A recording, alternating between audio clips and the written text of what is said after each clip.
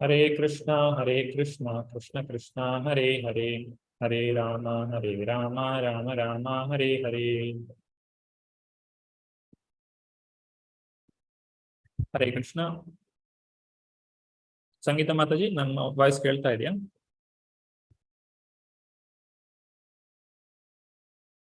S Prabhuji, ಕೇಳಿಸ್ತಾ ಇದೆ. Okay. Hare Krishna. ಭಗವದ್ಗೀತೆಯ ಎರಡನೇ ದಿನಕ್ಕೆ, ಭಗವದ್ಗೀತೆಯ ಅಧ್ಯಯನದ ಎರಡನೇ ದಿನಕ್ಕೆ ಎಲ್ರಿಗೂ ಕೂಡ ಸ್ವಾಗತ. ಇವತ್ತು ನಾವು ಕಳೆದ ವಾರದಲ್ಲಿ ಏನು ನೋಡಿದ್ದೇವೆ ಅದರ ಮುಂದುವರಿದ ಭಾಗವನ್ನ ತಿಳಿದುಕೊಳ್ಳಿಕ್ಕೆ ಪ್ರಯತ್ನ ಪಡ್ತೇವೆ. ಮೊದಲನೇದಾಗಿ ಭಗವಂತನಿಗೆ ಪ್ರಾರ್ಥನೆಯನ್ನ ಸಲ್ಲಿಸ್ತಾ ಇವತ್ತಿನ ನಮ್ಮ ಈ ಒಂದು ತರಗತಿಯನ್ನ ಪ್ರಾರಂಭ ಮಾಡೋಣ. ಓಂ ಅಜ್ಞಾನತಿಮಿರಾಂಧಸ್ಯ ಜ್ಞಾನಾಂಜನಶಲಾಕಯಾ ಚಕ್ಷುರುನ್ಮೀಲಿತಂ ಯೇನ ತಸ್ಮೈ ಶ್ರೀ ಗುರವೇ ನಮಃ. ಶ್ರೀ ಚೈತನ್ಯ ಮನೋಭೀಷ್ಟಂ ಸ್ಥಾಪಿತಂ ಯೇನ ಭೂತಲೆ ಸ್ವಯಂ ರೂಪ ಕದಾ ಮಹ್ಯಂ ದದಾತಿ ಸ್ವಪದಾಂತಿಕಂ. ವಂದೇಹಂ ಶ್ರೀಗುರು ಶ್ರೀಯುತಾಪದಕಮಲಂ ಶ್ರೀಗುರೂನ್ ವೈಷ್ಣವಾಂಶ್ಚ ಶ್ರೀರೂಪಂ ಸಾಗ್ರಜಾತಂ ಸಹಗಣ ರಘುನಾಥಾನ್ವಿತಂ ತಂ ಸಜೀವಂ ಸಾದ್ವೈತಂ ಸಾವಧೂತಂ ಪರಿಜನ ಸಹಿತಂ ಕೃಷ್ಣ ಚೈತನ್ಯ ದೇವಂ ಶ್ರೀ ರಾಧಾ ಕೃಷ್ಣ ಪಾದಾನ್ ಸಹಗಣ ಲಲಿತಾ ಶ್ರೀ ವಿಶಾಖಾನ್ವಿತಾಂಶ್ಚ. ಹೇ ಕೃಷ್ಣ ಕರುಣಾ ಸಿಂಧು ದೀನಬಂಧು ಜಗತ್ಪತೆ ಗೋಪೇಶ ಗೋಪಿಕಾ ಕಾಂತ ರಾಧಾ ಕಾಂತ ನಮೋಸ್ತುತೆ. ತಪ್ತ ಕಾಂಚನ ಗೌರಾಂಗಿ ರಾಧೆ ವೃಂದಾವನೇಶ್ವರಿ ವೃಷಭಾನುಸುತೆ ದೇವಿ ಪ್ರಣಮಾಮಿ ಹರಿಪ್ರಿಯೇ. ವಾಂಛಾ ಕಲ್ಪತರುಭ್ಯಶ್ಚ ಕೃಪಾ ಸಿಂಧುಭ್ಯ ಏವ ಚ ಪತಿತಾನಾಂ ಪಾವನೇಭ್ಯೋ ವೈಷ್ಣವೇಭ್ಯೋ ನಮೋ ನಮಃ. ನಮಃ ಓಂ ವಿಷ್ಣುಪಾದಾಯ ಕೃಷ್ಣ ಪ್ರೇಷ್ಠಾಯ ಭೂತಲೆ ಶ್ರೀಮತೆ ಭಕ್ತಿ ವೇದಾಂತ ಸ್ವಾಮಿನ್ ಇತಿ ನಾಮಿನೇ. ನಮಸ್ತೆ ಸಾರಸ್ವತೆ ದೇವೆ ಗೌರವಾಣಿ ಪ್ರಚಾರಿಣೆ ನಿರ್ವಿಶೇಷ ಶೂನ್ಯವಾದಿ ಪಾಶ್ಚಾತ್ಯ ದೇಶತಾರಿಣೆ. ಜಯೋ ಶ್ರೀ ಕೃಷ್ಣ ಚೈತನ್ಯ ಪ್ರಭೋ ನಿತ್ಯಾನಂದ ಶ್ರೀ ಅದ್ವೈತ ಗದಾಧರ ಶ್ರೀವಾಸಾದಿ ಗೌರಭಕ್ತ ವೃಂದ. ಹರೇ ಕೃಷ್ಣ ಕೃಷ್ಣ ಕೃಷ್ಣ ಹರೇ ಹರೇ, ಹರೇ ರಾಮ ರಾಮ ರಾಮ ಹರೇ ಹರೇ. ಭಗವದ್ಗೀತೆಯ ಅಧ್ಯಯನಕ್ಕೆ ಬಂದಂತಹ ಎಲ್ಲರಿಗೂ ಕೂಡ ಸ್ವಾಗತ. ಇದು ಶ್ರೀ ಶ್ರೀ ರಾಧಾ ಗೋವಿಂದ ಮಂದಿರ ಇಸ್ಕಾನ್ ಮತ್ತು ಆಧ್ಯಾತ್ಮಿಕ ವಿಚಾರ ಈ ಎರಡು ಸಂಸ್ಥೆಗಳು ಕೂಡ ಒಟ್ಟಿಗೆ ಸೇರಿಕೊಂಡು ಮಾಡ್ತಾ ಇರುವಂತಹ ಒಂದು ಕಾರ್ಯಕ್ರಮವಾಗಿದೆ. ಈ ಒಂದು ಕಾರ್ಯಕ್ರಮಕ್ಕೆ ತಮಗೆಲ್ಲರಿಗೂ ಕೂಡ ಸ್ವಾಗತ.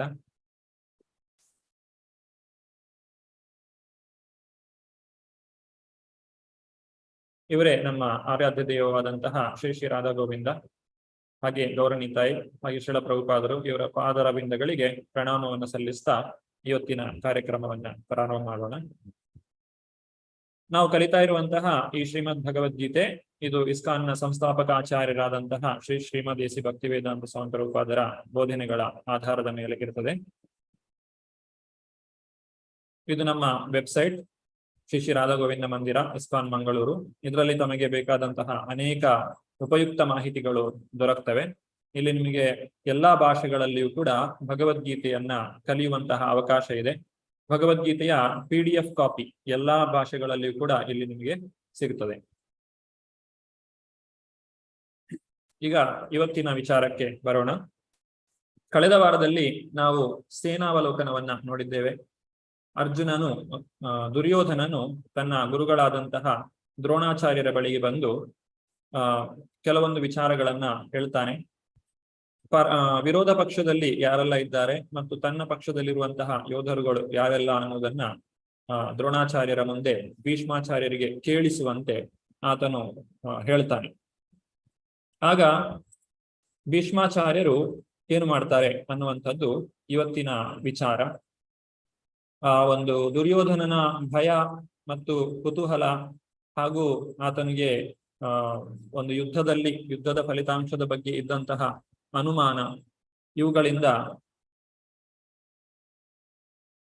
ಕೆಲವರು ನನ್ನ ಮಾತು ಕೇಳಿಸ್ತಾ ಇಲ್ಲ ಅಂತ ಹೇಳ್ತಾ ಇದ್ದಾರೆ. ಸಂಗೀತ ಮಾತಾಜಿ, ನನ್ನ ಮಾತು ಕ್ಲಿಯರ್ ಆಗಿ ಕೇಳ್ತಾ ಇದೆಯಾ? ಎಸ್ ಪ್ರಭುಜಿ, ಕೇಳಿಸ್ತಾ ಇದೆ. Okay, thank you Mataji. ಆ ದುರ್ಯೋಧನನಲ್ಲಿದ್ದಂತಹ ಭಯವನ್ನ ಅವನಿಗೆ ಮುಚ್ಚಿಡ್ಲಿಕ್ಕಾಗ್ಲಿಲ್ಲ.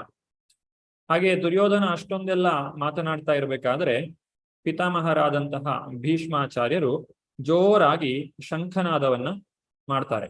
ಅವರು ಮಾಡಿದಂತಹ ಶಂಖನಾದ ಯಾವ ರೀತಿಯಾಗಿತ್ತು ಅನ್ನೋದನ್ನ ನಾವೀಗ ನೋಡೋಣ. ಇದು ಮೊದಲನೇ ಅಧ್ಯಾಯದ 12ನೇ ಶ್ಲೋಕ.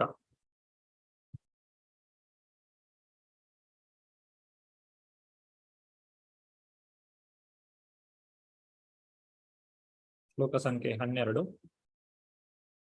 ನಮ್ಮಲ್ಲಿ ಪುಸ್ತಕ ಇದ್ರೆ ತೆರೆಯಬಹುದು ಪುಸ್ತಕವನ್ನ. ನಾನು ಕೂಡ ಸ್ಕ್ರೀನ್ ಶೇರ್ ಮಾಡ್ತೇನೆ. ಇಲ್ಲಿ ನೀವು 12ನೇ ಶ್ಲೋಕವನ್ನ ಕಾಣಬಹುದು.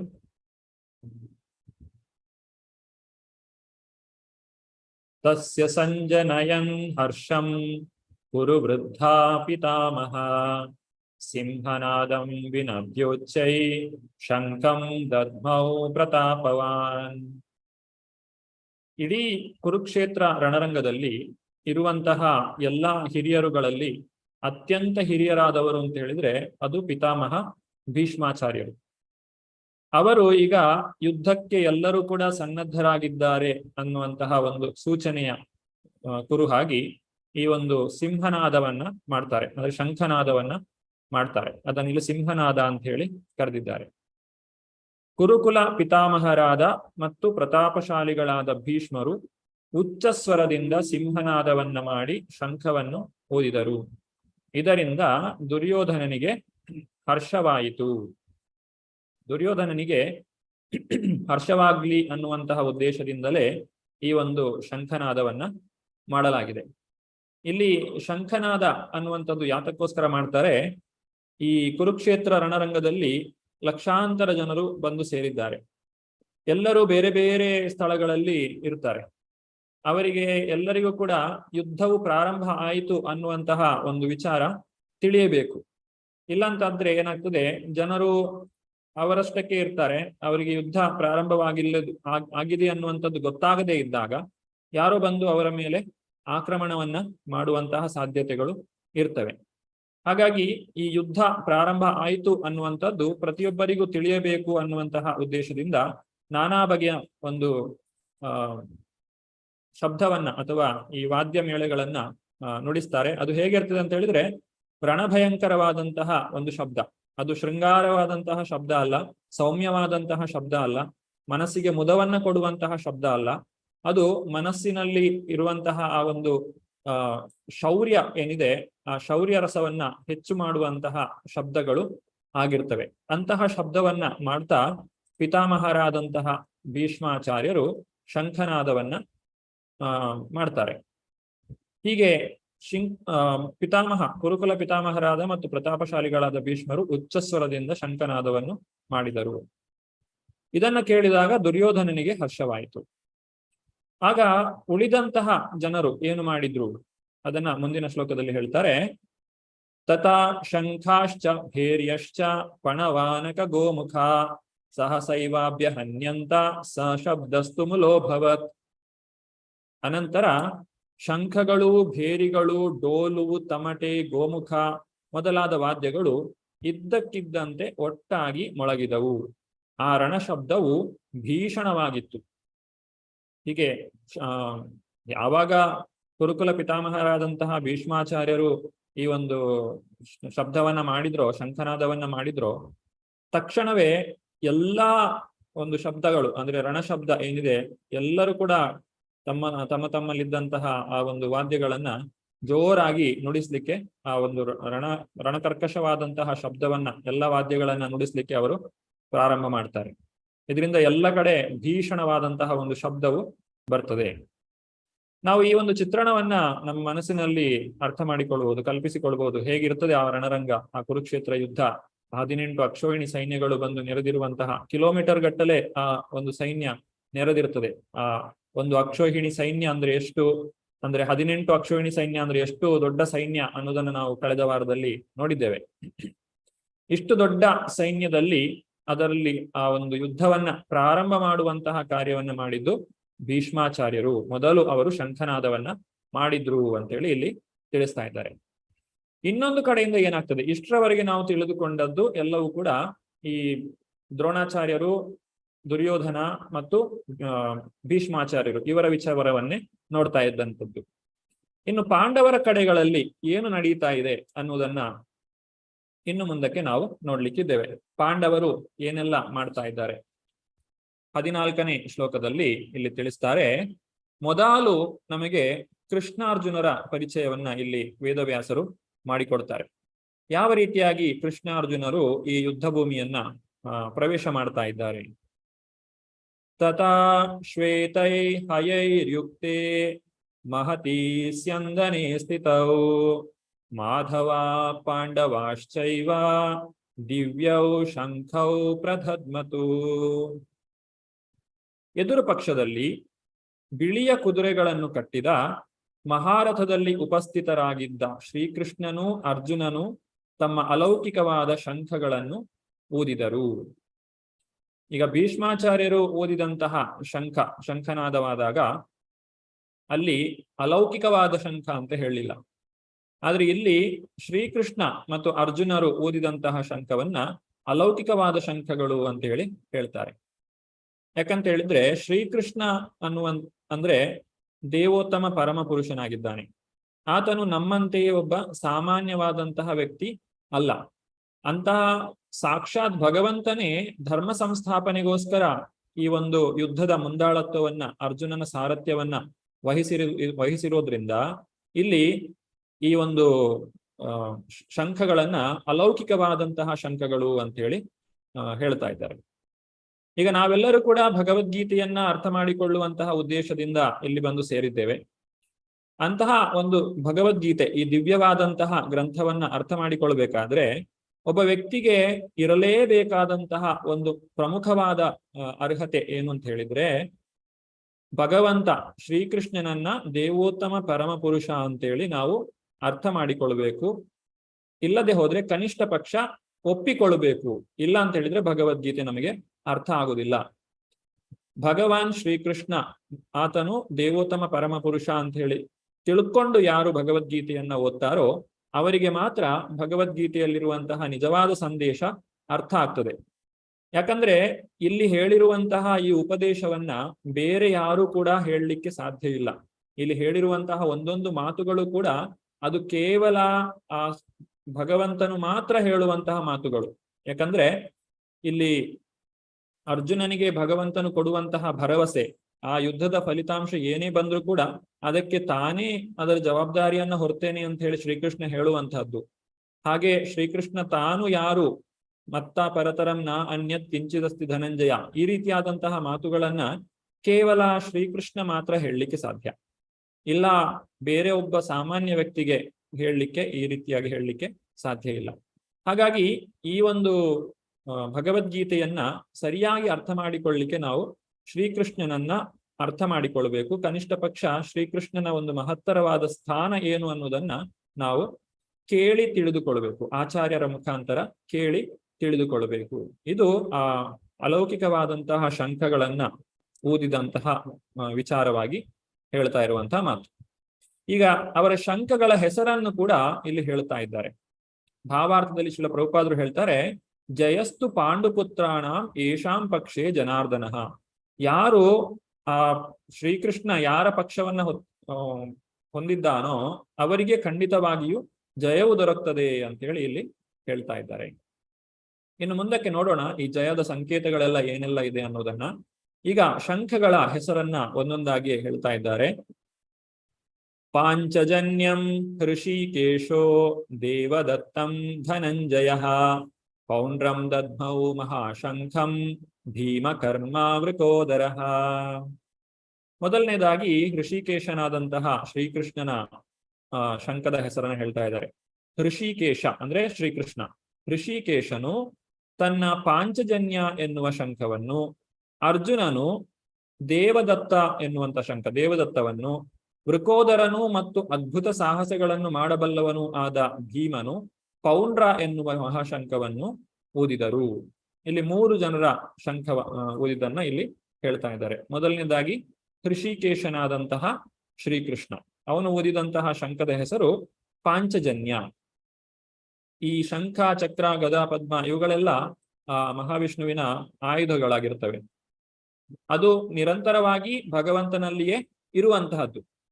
ಆದ್ರೆ ಆತನ ಲೀಲಾ ವಿನೋದಕ್ಕೋಸ್ಕರ ಭಗವಂತ ಈ ವಸ್ತುಗಳನ್ನ ತನ್ನ ಭಕ್ತರಿಂದ ಮತ್ತು ಬೇರೆ ಬೇರೆ ತನ್ನ ಲೀಲೆಗಳಲ್ಲಿ, ತನ್ನ ಕಾರ್ಯಚಟುವಟಿಕೆಗಳಲ್ಲಿ ಬೇರೆ ಬೇರೆ ಜನರಿಂದ ಆತನು ಅದನ್ನ ಸ್ವೀಕರಿಸ್ತಾನೆ.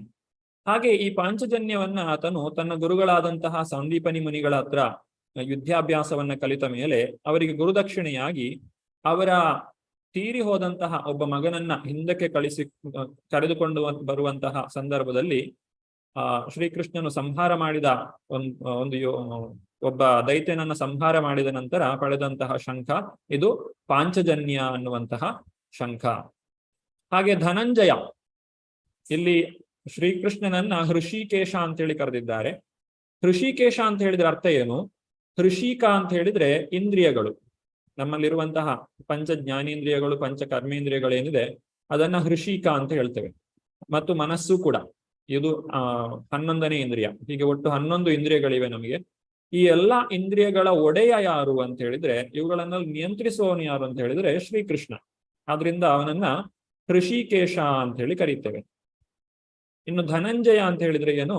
ಧನವನ್ನ ಗೆದ್ದವನು. ಯುಧಿಷ್ಠಿರ ಮಹಾರಾಜನು ಯಜ್ಞವನ್ನ ಮಾಡ್ಲಿಕ್ಕೋಸ್ಕರ ಅಪಾರ ಪ್ರಮಾಣದ ಧನವನ್ನ ಹೊಂದಿಸಿಕೊಂಡು ಆತನು ತಂದಿದ್ದಾನೆ.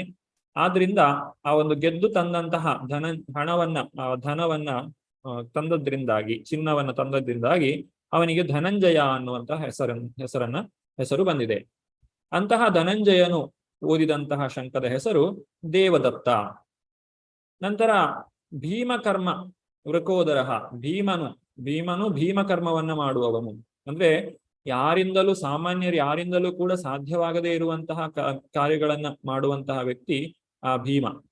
ಅಂತವನನ್ನ ಇಲ್ಲಿ ವೃಕೋದರ ಅಂತ ಹೇಳಿ ಕರೆದಿದ್ದಾರೆ. ಅಂದ್ರೆ ತುಂಬಾ ಆತನ ಒಂದು ಹೊಟ್ಟೆಗೆ ಅದು ಎಷ್ಟೊಂದು ಶಕ್ತಿ ಇದೆ ಅಂತ ಹೇಳಿದ್ರೆ, ಅವನು ಎಷ್ಟು ಆಹಾರವನ್ನ ಕೊಟ್ಟರು ಕೂಡ ಅದನ್ನು ಜೀರ್ಣ ಮಾಡಿಕೊಳ್ಳುವಂತಹ ಶಕ್ತಿಯನ್ನ ಆತನು ಹೊಂದಿದ್ದಾನೆ. ಹಾಗಾಗಿ ಅವನನ್ನ ವೃಕೋದರ ಅಂತ ಹೇಳಿ ಇಲ್ಲಿ ಕರೆದಿದ್ದಾರೆ. ಕೇವಲ ಆಹಾರವನ್ನ ಸೇವನೆ ಮಾಡುವುದು ಮಾತ್ರ ಅಲ್ಲ, ಆತನು ಕಾರ್ಯವನ್ನು ಮಾಡುವುದು ಕೂಡ ಅಷ್ಟೇ ಇರ್ತದೆ. ಎಷ್ಟೊಂದು ರೀತಿಯಲ್ಲಿ ದೊಡ್ಡ ದೊಡ್ಡ ಕೆಲಸಗಳನ್ನ ಮಾಡ್ತಾನೆ ಅಂತ ಹೇಳಿದ್ರೆ, ಈ ಬಕಾಸುರ ಅನ್ನುವಂತಹ ರಾಕ್ಷಸನನ್ನ ಸಾಯಿಸಿದ್ದಾನೆ, ವಧೆ ಮಾಡಿದ್ದಾನೆ. ಹಾಗೆ ಹಿಡಿಂಬಾಸುರನನ್ನ ಕೊಂದಿದ್ದಾನೆ. ಕೀಚಕ ಅನ್ನುವಂತಹ ರಾಕ್ಷಸನನ್ನ ಸಾಯಿಸಿದ್ದಾನೆ. ಹಾಗೆ ಜರಾಸಂಧ ಅನ್ನುವಂತಹ ರಾಕ್ಷಸನನ್ನ ಸಾಯಿಸಿದ್ದಾನೆ. ಹೀಗೆ ಈ ವೃಕೋದರನ ಒಂದು ಸಾಹಸ ಅದು ಬಹಳಷ್ಟಿದೆ. ಆದ್ರಿಂದ ಅವನು ಮಾಡುವಂತಹ ಕಾರ್ಯಗಳೆಲ್ಲವೂ ಕೂಡ ಭೀಮಕರ್ಮ. ಅಂತಹ ಮಹಾನ್ ಮಹಾನ್ ಕೆಲಸಗಳನ್ನ ಮಾಡುವಂತಹ ಭೀಮನು ತನ್ನ ಮಹಾಶಂಖವಾದಂತಹ ಪೌಂಡ್ರ ಅನ್ನುವಂತಹ ಶಂಖವನ್ನ ಊದುತ್ತಾ ಇದ್ದಾನೆ ಅಂತ ಹೇಳಿ ಇಲ್ಲಿ ತಿಳಿಸಿಕೊಡ್ತಾ ಇದ್ದಾರೆ. ಹೀಗೆ ಶ್ರೀಕೃಷ್ಣ, ಅರ್ಜುನ, ಭೀಮ ಇವರು ತಮ್ಮ ತಮ್ಮ ಶಂಖಗಳನ್ನ ಊದ್ತಾ ಇದ್ದ ಹಾಗೆ ಬೇರೆಯವರು ಕೂಡ ಎಲ್ಲರೂ ಕೂಡ ತಮ್ಮ ತಮ್ಮ ಶಂಖವನ್ನ ಇಲ್ಲಿ ಊದ್ತಾ ಇದ್ದಾರೆ. ಯಾವುದೆಲ್ಲ ಆ ಶಂಖಗಳು ಅಂತ ಹೇಳಿ ಇಲ್ಲಿ ಮತ್ತೆ ಪಟ್ಟಿಯನ್ನ ಮಾಡ್ತಾ ಇದ್ದಾರೆ. ಅನಂತ ವಿಜಯಂ ರಾಜ ಕುಂತಿ ಪುತ್ರೋ ಯುಧಿಷ್ಠಿರಃ ನಕುಲಾ ಸಹ ದೇವಶ್ಚ ಸುಘೋಷ ಮಣಿಪುಷ್ಪಕೌ ಕಾಶ್ಯಶ್ಚ ಪರಮೇಶ್ವಾಸ ಶಿಖಂಡಿ ಚ ಮಹಾರಥ ದೃಷ್ಟದ್ಯುಮ್ನೋ ವಿರಾಟಶ್ಚ ಸಾತ್ಯಕಿಶ್ಚ ಪರಾಜಿತಃ ದ್ರುಪದೋ ದ್ರೌಪದೇಯಾಶ್ಚ ಸರ್ವಶಾ ಪೃಥಿವೀಪತೆ ಸೌಭದ್ರಶ್ಚ ಮಹಾಬಾಹು ಶಂಖಾನ್ ದದ್ಮೌ ಪೃಥಕ್ ಪೃಥಕ್. ಮೊದಲನೇದಾಗಿ ಕುಂತಿ ಪುತ್ರನಾದಂತಹ ಯುಧಿಷ್ಠಿರ, ಅವನ ಶಂಖದ ಹೆಸರು ಅನಂತ ವಿಜಯ. ಆತನು ತನ್ನ ಶಂಖವನ್ನು ಊದಿದನು. ನಕುಲ ಸಹದೇವರು ಸುಘೋಷ ಮತ್ತು ಮಣಿಪುಷ್ಪಕ ಅನ್ನುವಂತಹ ಶಂಖಗಳನ್ನ ಊದ್ತಾರೆ. ನಂತರ ಧನುರ್ಧಾರಿಯಾದಂತಹ ಕಾಶಿರಾಜ, ಹಾಗೆ ಶಿಖಂಡಿ, ದೃಷ್ಟದ್ಯುಮ್ನ, ವಿರಾಟ, ಸಾತ್ಯಕಿ, ದೃಪದ ಮತ್ತು ದ್ರೌಪದಿಯ 5 ಜನ ಮಕ್ಕಳು, ಹಾಗೆ ಸುಭದ್ರೆಯ ಮಗ ಅಂದ್ರೆ ಅಭಿಮನ್ಯು, ಇವರೆಲ್ಲರೂ ಕೂಡ ತಮ್ಮ ತಮ್ಮ ಶಂಖಗಳನ್ನ ಊದುತ್ತಾರೆ ಅಂತೇಳಿ ಇಲ್ಲಿ ಹೇಳ್ತಾ ಇದ್ದಾರೆ.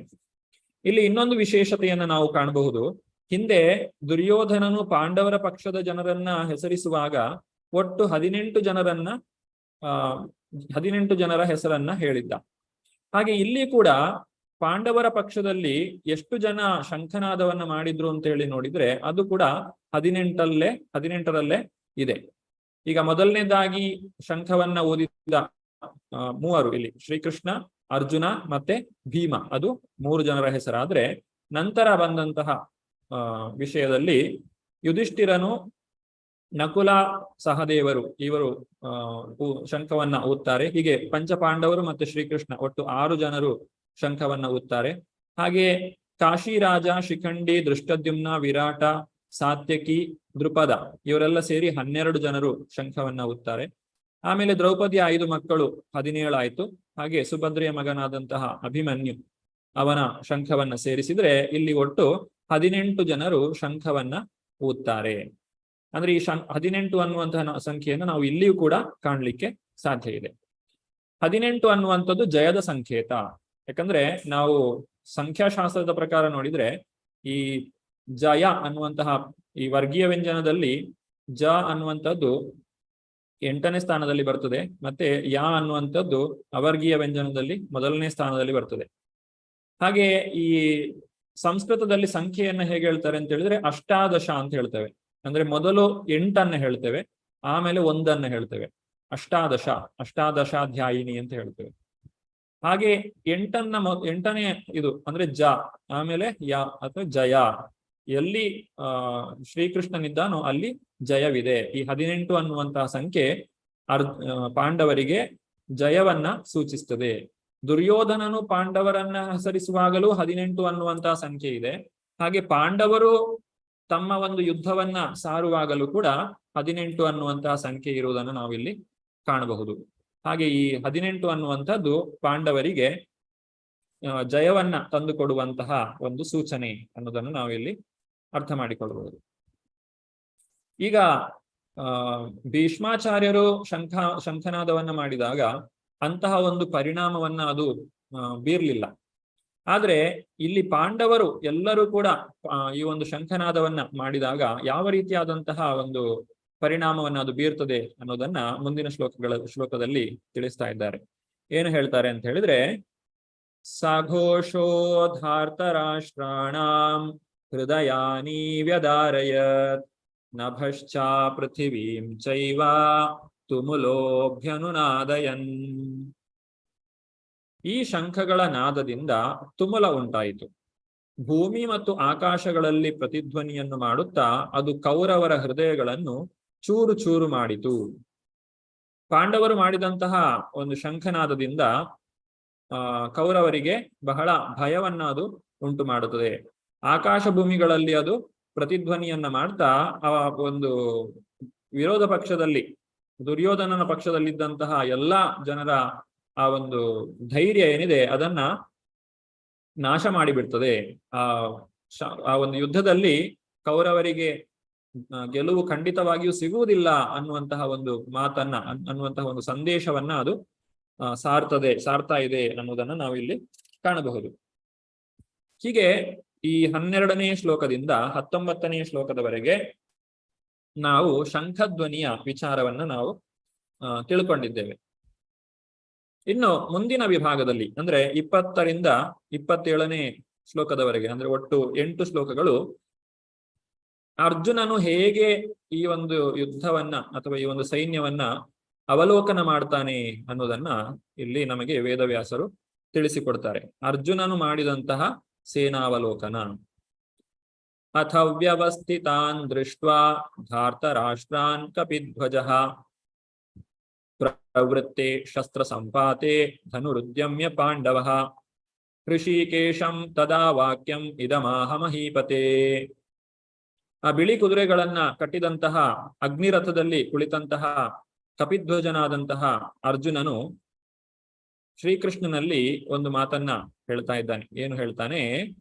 ಹೇ ಅರಸನೇ. ಇಲ್ಲಿ ಅರಸನೇ ಅಂತ ಹೇಳಿದ್ರೆ ಯಾರು? ಧೃತರಾಷ್ಟ್ರ. ಹೇಳ್ತಾ ಇರುವಂತದ್ದು ಸಂಜಯ ಹೇಳುವಂತದ್ದು, ಓ ಧೃತರಾಷ್ಟ್ರ, ನಾನು ಹೇಳುವುದನ್ನ ಕೇಳು. ಏನಾಗ್ತಾ ಇದೆ ಅಲ್ಲಿ? ಆಗ ಕಪಿಧ್ವಜನಾದಂತಹ ಅರ್ಜುನನು ಯುದ್ಧ ಸನ್ನದ್ಧರಾದ ಕೌರವರನ್ನು ನೋಡಿದನು. ಆ ಒಂದು ಮಹಾನ್ ಸೈನ್ಯ, ಸಾಗರದಂತೆ ನೆರೆದಿರುವಂತಹ ಸೈನ್ಯವನ್ನ ಅರ್ಜುನ ನೋಡ್ತಾನೆ. ತುಂಬಾ ಉತ್ಸಾಹದಲ್ಲಿದ್ದಾನೆ ಅರ್ಜುನ, ಈಗ ಯುದ್ಧ ಮಾಡಬೇಕು ಅನ್ನುವಂತಹ. ಹಾಗಾಗಿ ಅವನು ಏನ್ ಹೇಳ್ತಾನೆ, ತನ್ನ ಧನಸ್ಸು, ಆ ಗಾಂಡೀವ ಧನಸ್ಸನ್ನು ಎತ್ತಿ ಹಿಡಿದು ಬಾಣಗಳನ್ನ ಬಿಡಬೇಕು, ಇನ್ನೇನು ಬಿಡಬೇಕು ಅಂತ ಹೇಳಿ ಸಿದ್ಧನಾಗಿ ಶ್ರೀಕೃಷ್ಣನ ಹತ್ರ ಒಂದು ಮಾತನ್ನ ಹೇಳ್ತಾನೆ. ಏನ್ ಹೇಳ್ತಾನೆ ಶ್ರೀಕೃಷ್ಣನ ಹತ್ರ ಅರ್ಜುನ?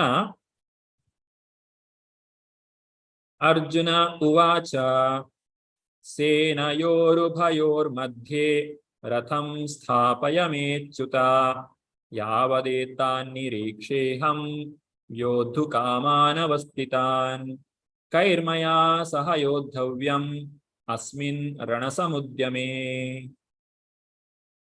ಅರ್ಜುನ ಹೇಳ್ತಾನೆ, ಹೇ ಅಚ್ಯುತ, ಯುದ್ಧ ಮಾಡಲು ಸನ್ನದ್ಧರಾಗಿರುವ ಇವರನ್ನು ಮತ್ತು ಈ ಘೋರ ಶಸ್ತ್ರ ಸ್ಪರ್ಧೆಯಲ್ಲಿ ನಾನು ಯಾರೊಡನೆ ಹೋರಾಡಬೇಕೋ ಅವರನ್ನು ನೋಡಲು ಸಾಧ್ಯವಾಗುವಂತೆ ಈ ಎರಡು ಸೈನ್ಯಗಳ ಮಧ್ಯೆ ನನ್ನ ರಥವನ್ನು ನಿಲ್ಲಿಸು.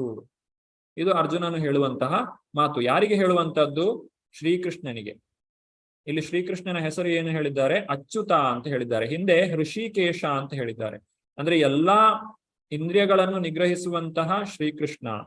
ಇಲ್ಲಿ ಅಚ್ಯುತ ಅನ್ನುವಂತಹ ಮಾತು ಏನಂತ ಹೇಳಿದ್ರೆ, ಯಾವತ್ತೂ ಚ್ಯುತಿಯನ್ನ ಕಾಣದೇ ಇರುವಂತಹ ವ್ಯಕ್ತಿ ಅವನೇ ಅಚ್ಯುತನಾಗಿದ್ದಾನೆ. ಆ ಅಚ್ಯುತನ ಕುರಿತಾಗಿ ಇಲ್ಲಿ ಅರ್ಜುನ ಹೇಳ್ತಾನೆ. ಅಂದ್ರೆ ಕೃಷ್ಣ ಯಾವತ್ತೂ ಕೂಡ ತನ್ನ ಸ್ಥಾನದಿಂದ ಚ್ಯುತಿಯನ್ನ ಹೊಂದುವವನಲ್ಲ. ಆ ಭಗವಂತನ ಒಂದು ವಿಶೇಷ ಲಕ್ಷಣ ಏನು ಅಂತ ಹೇಳಿದ್ರೆ, ತನ್ನ ಭಕ್ತರಿಗೆ ತಾನು ಭಕ್ತನಾಗಿರ್ತಾನೆ ಭಗವಂತ. ಅದು ಭಗವಂತನಿಗೆ ಅತ್ಯಂತ ಪ್ರಿಯವಾದಂತಹ ಒಂದು ಕಾರ್ಯ. ನಾವು ಸಾಮಾನ್ಯವಾಗಿ ಈ ಪ್ರಪಂಚದಲ್ಲಿ ಯಾರಿಗಾದ್ರೂ ಸೇವೆ ಮಾಡಿದ್ರೆ ಅಥವಾ ಯಾರಲ್ಲಾದ್ರೂ ನಾವು ಸೇವೆಯನ್ನ ಒಪ್ಪಿಕೊಂಡ್ರೆ ಆಗ ಏನಾಗ್ತದೆ, ಅಂತಹ ವ್ಯಕ್ತಿಗಳು ನಮ್ಮಿಂದ ಸೇವೆಯನ್ನ ಪಡೀತಾರೆ ವಿನಃ ಯಾವತ್ತೂ ನಮ್ಮ ಸೇವೆಯನ್ನ ಮಾಡ್ಲಿಕ್ಕೆ ಅವರು ಬರುವುದಿಲ್ಲ. ಉದಾಹರಣೆಗೆ ಈಗ ಒಬ್ಬ ಕಾರ್ ಡ್ರೈವ್ ಮಾಡ್ಲಿಕ್ಕೆ ಒಬ್ಬರಿಗೆ ಸಂಬಳಕ್ಕೆ ನಾವು ನಿಯೋಜಿಸ್ತೇವೆ. ಅವರು ನಮ್ಮ ಕಾರನ್ನ ಯಾವಾಗ್ಲೂ ಡ್ರೈವ್ ಮಾಡ್ಬೇಕೇ ವಿನಃ ನಾವು ಅವರನ್ನ ಕಾರಲ್ಲಿ ಹಿಂದ್ಗಡೆ ಕುಳಿಸಿ ನಾವು ಯಾವತ್ತೂ ಕೂಡ ಕಾರ್ ಡ್ರೈವ್ ಮಾಡ್ಕೊಂಡು ಹೋಗುವುದಿಲ್ಲ. ಅಂದ್ರೆ ಅವರ ಸೇವೆಯನ್ನ ನಾವು ಯಾವತ್ತೂ ಮಾಡುವುದಿಲ್ಲ. ಇದು ಭೌತಿಕ ಪ್ರಪಂಚದಲ್ಲಿರುವಂತಹ ಒಂದು ಲಕ್ಷಣ. ಆದ್ರೆ ಭಗವಂತನ ಒಂದು ರೀತಿ ಈ ರೀತಿಯಾಗಿರುವುದಿಲ್ಲ. ಭಗವಂತ ಹೇಗಿರ್ತಾನೆ ಅಂತ ಹೇಳಿದ್ರೆ, ಭಗವಂತ ತನಗೆ ಯಾರು ಸೇವೆಯನ್ನ ಮಾಡ್ತಾರೋ, ಯಾವ ಭಕ್ತನು ತನ್ನ ಸೇವೆಯನ್ನ ಮಾಡ್ತಾನೋ ಅಂತಹ ಭಕ್ತನಿಗೆ ಭಗವಂತ ತಾನೇ ಸೇವೆಯನ್ನ ಮಾಡ್ಲಿಕ್ಕೆ ಹಾತೊರಿತಾನೆ. ಅದರಲ್ಲಿ ತಾನು ಸಂತೋಷವನ್ನ ಪಡ್ತಾನೆ. ಇದು ಆ ಭಗವಂತನ ಒಂದು ಅಮೂಲ್ಯವಾದಂತಹ ಒಂದು ಲಕ್ಷಣ. ಆದ್ರಿಂದ ಅವನನ್ನ ಭಕ್ತವತ್ಸಲ ಅಂತ ಹೇಳಿ ಕರೀತೇವೆ. ತನ್ನ ಭಕ್ತರು ಅಂತ ಹೇಳಿದ್ರೆ ಭಗವಂತನಿಗೆ ಅತ್ಯಂತ ಪ್ರಿಯವಾದವರು ಅಂತಹ ಭಕ್ತರು. ಆದ್ರಿಂದ ಅವನನ್ನ ಇಲ್ಲಿ ಅಚ್ಯುತ ಅಂತ ಹೇಳಿ ಕರೆದಿದ್ದಾರೆ. ಅರ್ಜುನನಿಗೆ ಗೊತ್ತು ಶ್ರೀಕೃಷ್ಣನ ಸ್ಥಾನ ಏನು ಅಂತ ಹೇಳಿ. ಶ್ರೀಕೃಷ್ಣ ಸಾಮಾನ್ಯನಲ್ಲ, ಆತನು ದೇವೋತ್ತಮ ಪರಮಪುರುಷ. ಅರ್ಜುನ ಶ್ರೀಕೃಷ್ಣನ ಪರಮ ಭಕ್ತ, ಶುದ್ಧ ಭಕ್ತನಾಗಿದ್ದಾನೆ. ಆ ಕಾರಣಕ್ಕಾಗಿ ಅರ್ಜುನ ಇಲ್ಲಿ ಹೇಳ್ತಾ ಇದ್ದಾನೆ, ಅಚ್ಯುತ, ನೀನು ಯಾವತ್ತೂ ಚ್ಯುತಿಯನ್ನ ಹೊಂದುವನಲ್ಲ. ಆದ್ರೆ ನನ್ನ ಒಂದು ಕಾರಣಕ್ಕಾಗಿ ಅಥವಾ ನನ್ನ ಸ್ನೇಹಕ್ಕಾಗಿ ನೀನು ಈ ಒಂದು ಸಾರಥ್ಯವನ್ನ ವಹಿಸಿಕೊಂಡಿದ್ದೀಯಾ. ಆದ್ರಿಂದ ನಿನ್ನಲ್ಲಿ ನಾನು ಕೇಳಿಕೊಳ್ಳುವುದೇನು ಅಂತ ಹೇಳಿದ್ರೆ, ಎಲ್ಲರನ್ನು ನೋಡುವ ಹಾಗೆ ನನ್ನ ಈ ಒಂದು ರಥವನ್ನ ಅಲ್ಲಿ ಹೋಗಿ ಎರಡು ರಣರಂಗಗಳ ಎರಡು ಸೇನೆಗಳ ನಡುವೆ ಹೋಗಿ ನಿಲ್ಲಿಸು ಅಂತೇಳಿ ಹೇಳುವಂಥದ್ದು. ಇಲ್ಲಿ ಭಗವಂತನು ಅರ್ಜುನನಿಗೆ ಮಾಡಿರುವಂತಹ ಕೃಪೆ ಎಂತದ್ದು ಅಂತ ಹೇಳಿ ನಾವು ಅರ್ಥ ಮಾಡಿಕೊಳ್ಬೇಕು. ಈ ಒಂದು ಸಾರಥಿಯಾಗುವಂತಹ ಕೆಲಸ ಅಂತ ಹೇಳಿದ್ರೆ ಅದೊಂದು ತುಂಬಾ ಸುಲಭದ ಕೆಲಸ ಏನಲ್ಲ. ಈ ಸಾರಥ್ಯ ಮಾಡುವುದು ಹೇಗೆ ಅಂತ ಹೇಳಿದ್ರೆ, ಈಗ ಯುದ್ಧ ಮಾಡುವಾಗ ಬಿಲ್ಲು ಬಾಣಗಳನ್ನ ಬಿಡುವಂತಹ ವ್ಯಕ್ತಿಗೆ ತನ್ನ ಸಾರಥಿಗೆ ಬಾಯಲ್ಲಿ ಹೇಳಲಿಕ್ಕಾಗುದಿಲ್ಲ ಏನ್ ಮಾಡ್ಬೇಕು ಅಂತ ಹೇಳಿ. ಎಡಕ್ಕೆ ಹೋಗು ಬಲಕ್ಕೆ ಹೋಗು ಅಂತ ಹೇಳಿ ಹೇಳ್ತಾ ಕುತ್ಕೊಳ್ಳಿಕ್ಕೆ ಅವರಿಗೆ ಅಲ್ಲಿ ಸಮಯಾವಕಾಶ ಇರುವುದಿಲ್ಲ. ಅಂತ ಸಂದರ್ಭದಲ್ಲಿ ಕಾಲಿನಲ್ಲಿ ಬೆನ್ನಿಗೆ ಒದಿತಾರೆ. ಎಡಗಡೆ ಹೋದ್ರೆ ಎಡಕೆರೆ ಹೋಗ್ಬೇಕು, ಬಲಕ್ಕೆ ಹೋದ್ರೆ ಬಲಕ್ಕೆ ಹೋಗ್ಬೇಕು. ಈ ರೀತಿಯಾದಂತಹ ಒಂದು ಕ್ರಮವನ್ನ ಪಾಲಿಸ್ತಾರೆ.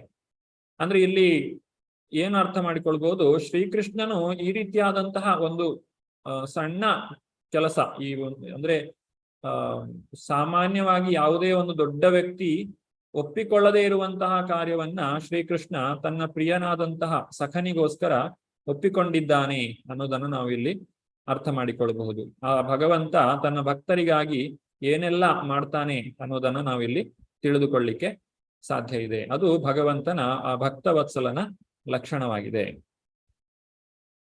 ಈ ಘೋರ ಶಸ್ತ್ರ ಸ್ಪರ್ಧೆಯಲ್ಲಿ ಯಾರನ್ನೆಲ್ಲ ನಾನು ಮಣಿಸ್ಬೇಕು, ಯಾರ ಜೊತೆ ನಾನು ಹೋರಾಡಬೇಕು ಅನ್ನೋದನ್ನ ತಿಳಿಬೇಕು ಅಂತೇಳಿ ಅರ್ಜುನನು ಉತ್ಸಾಹದಿಂದ ಇಲ್ಲಿ ಶ್ರೀಕೃಷ್ಣನ ಹತ್ರ ಹೇಳ್ತಾ ಇದ್ದಾನೆ.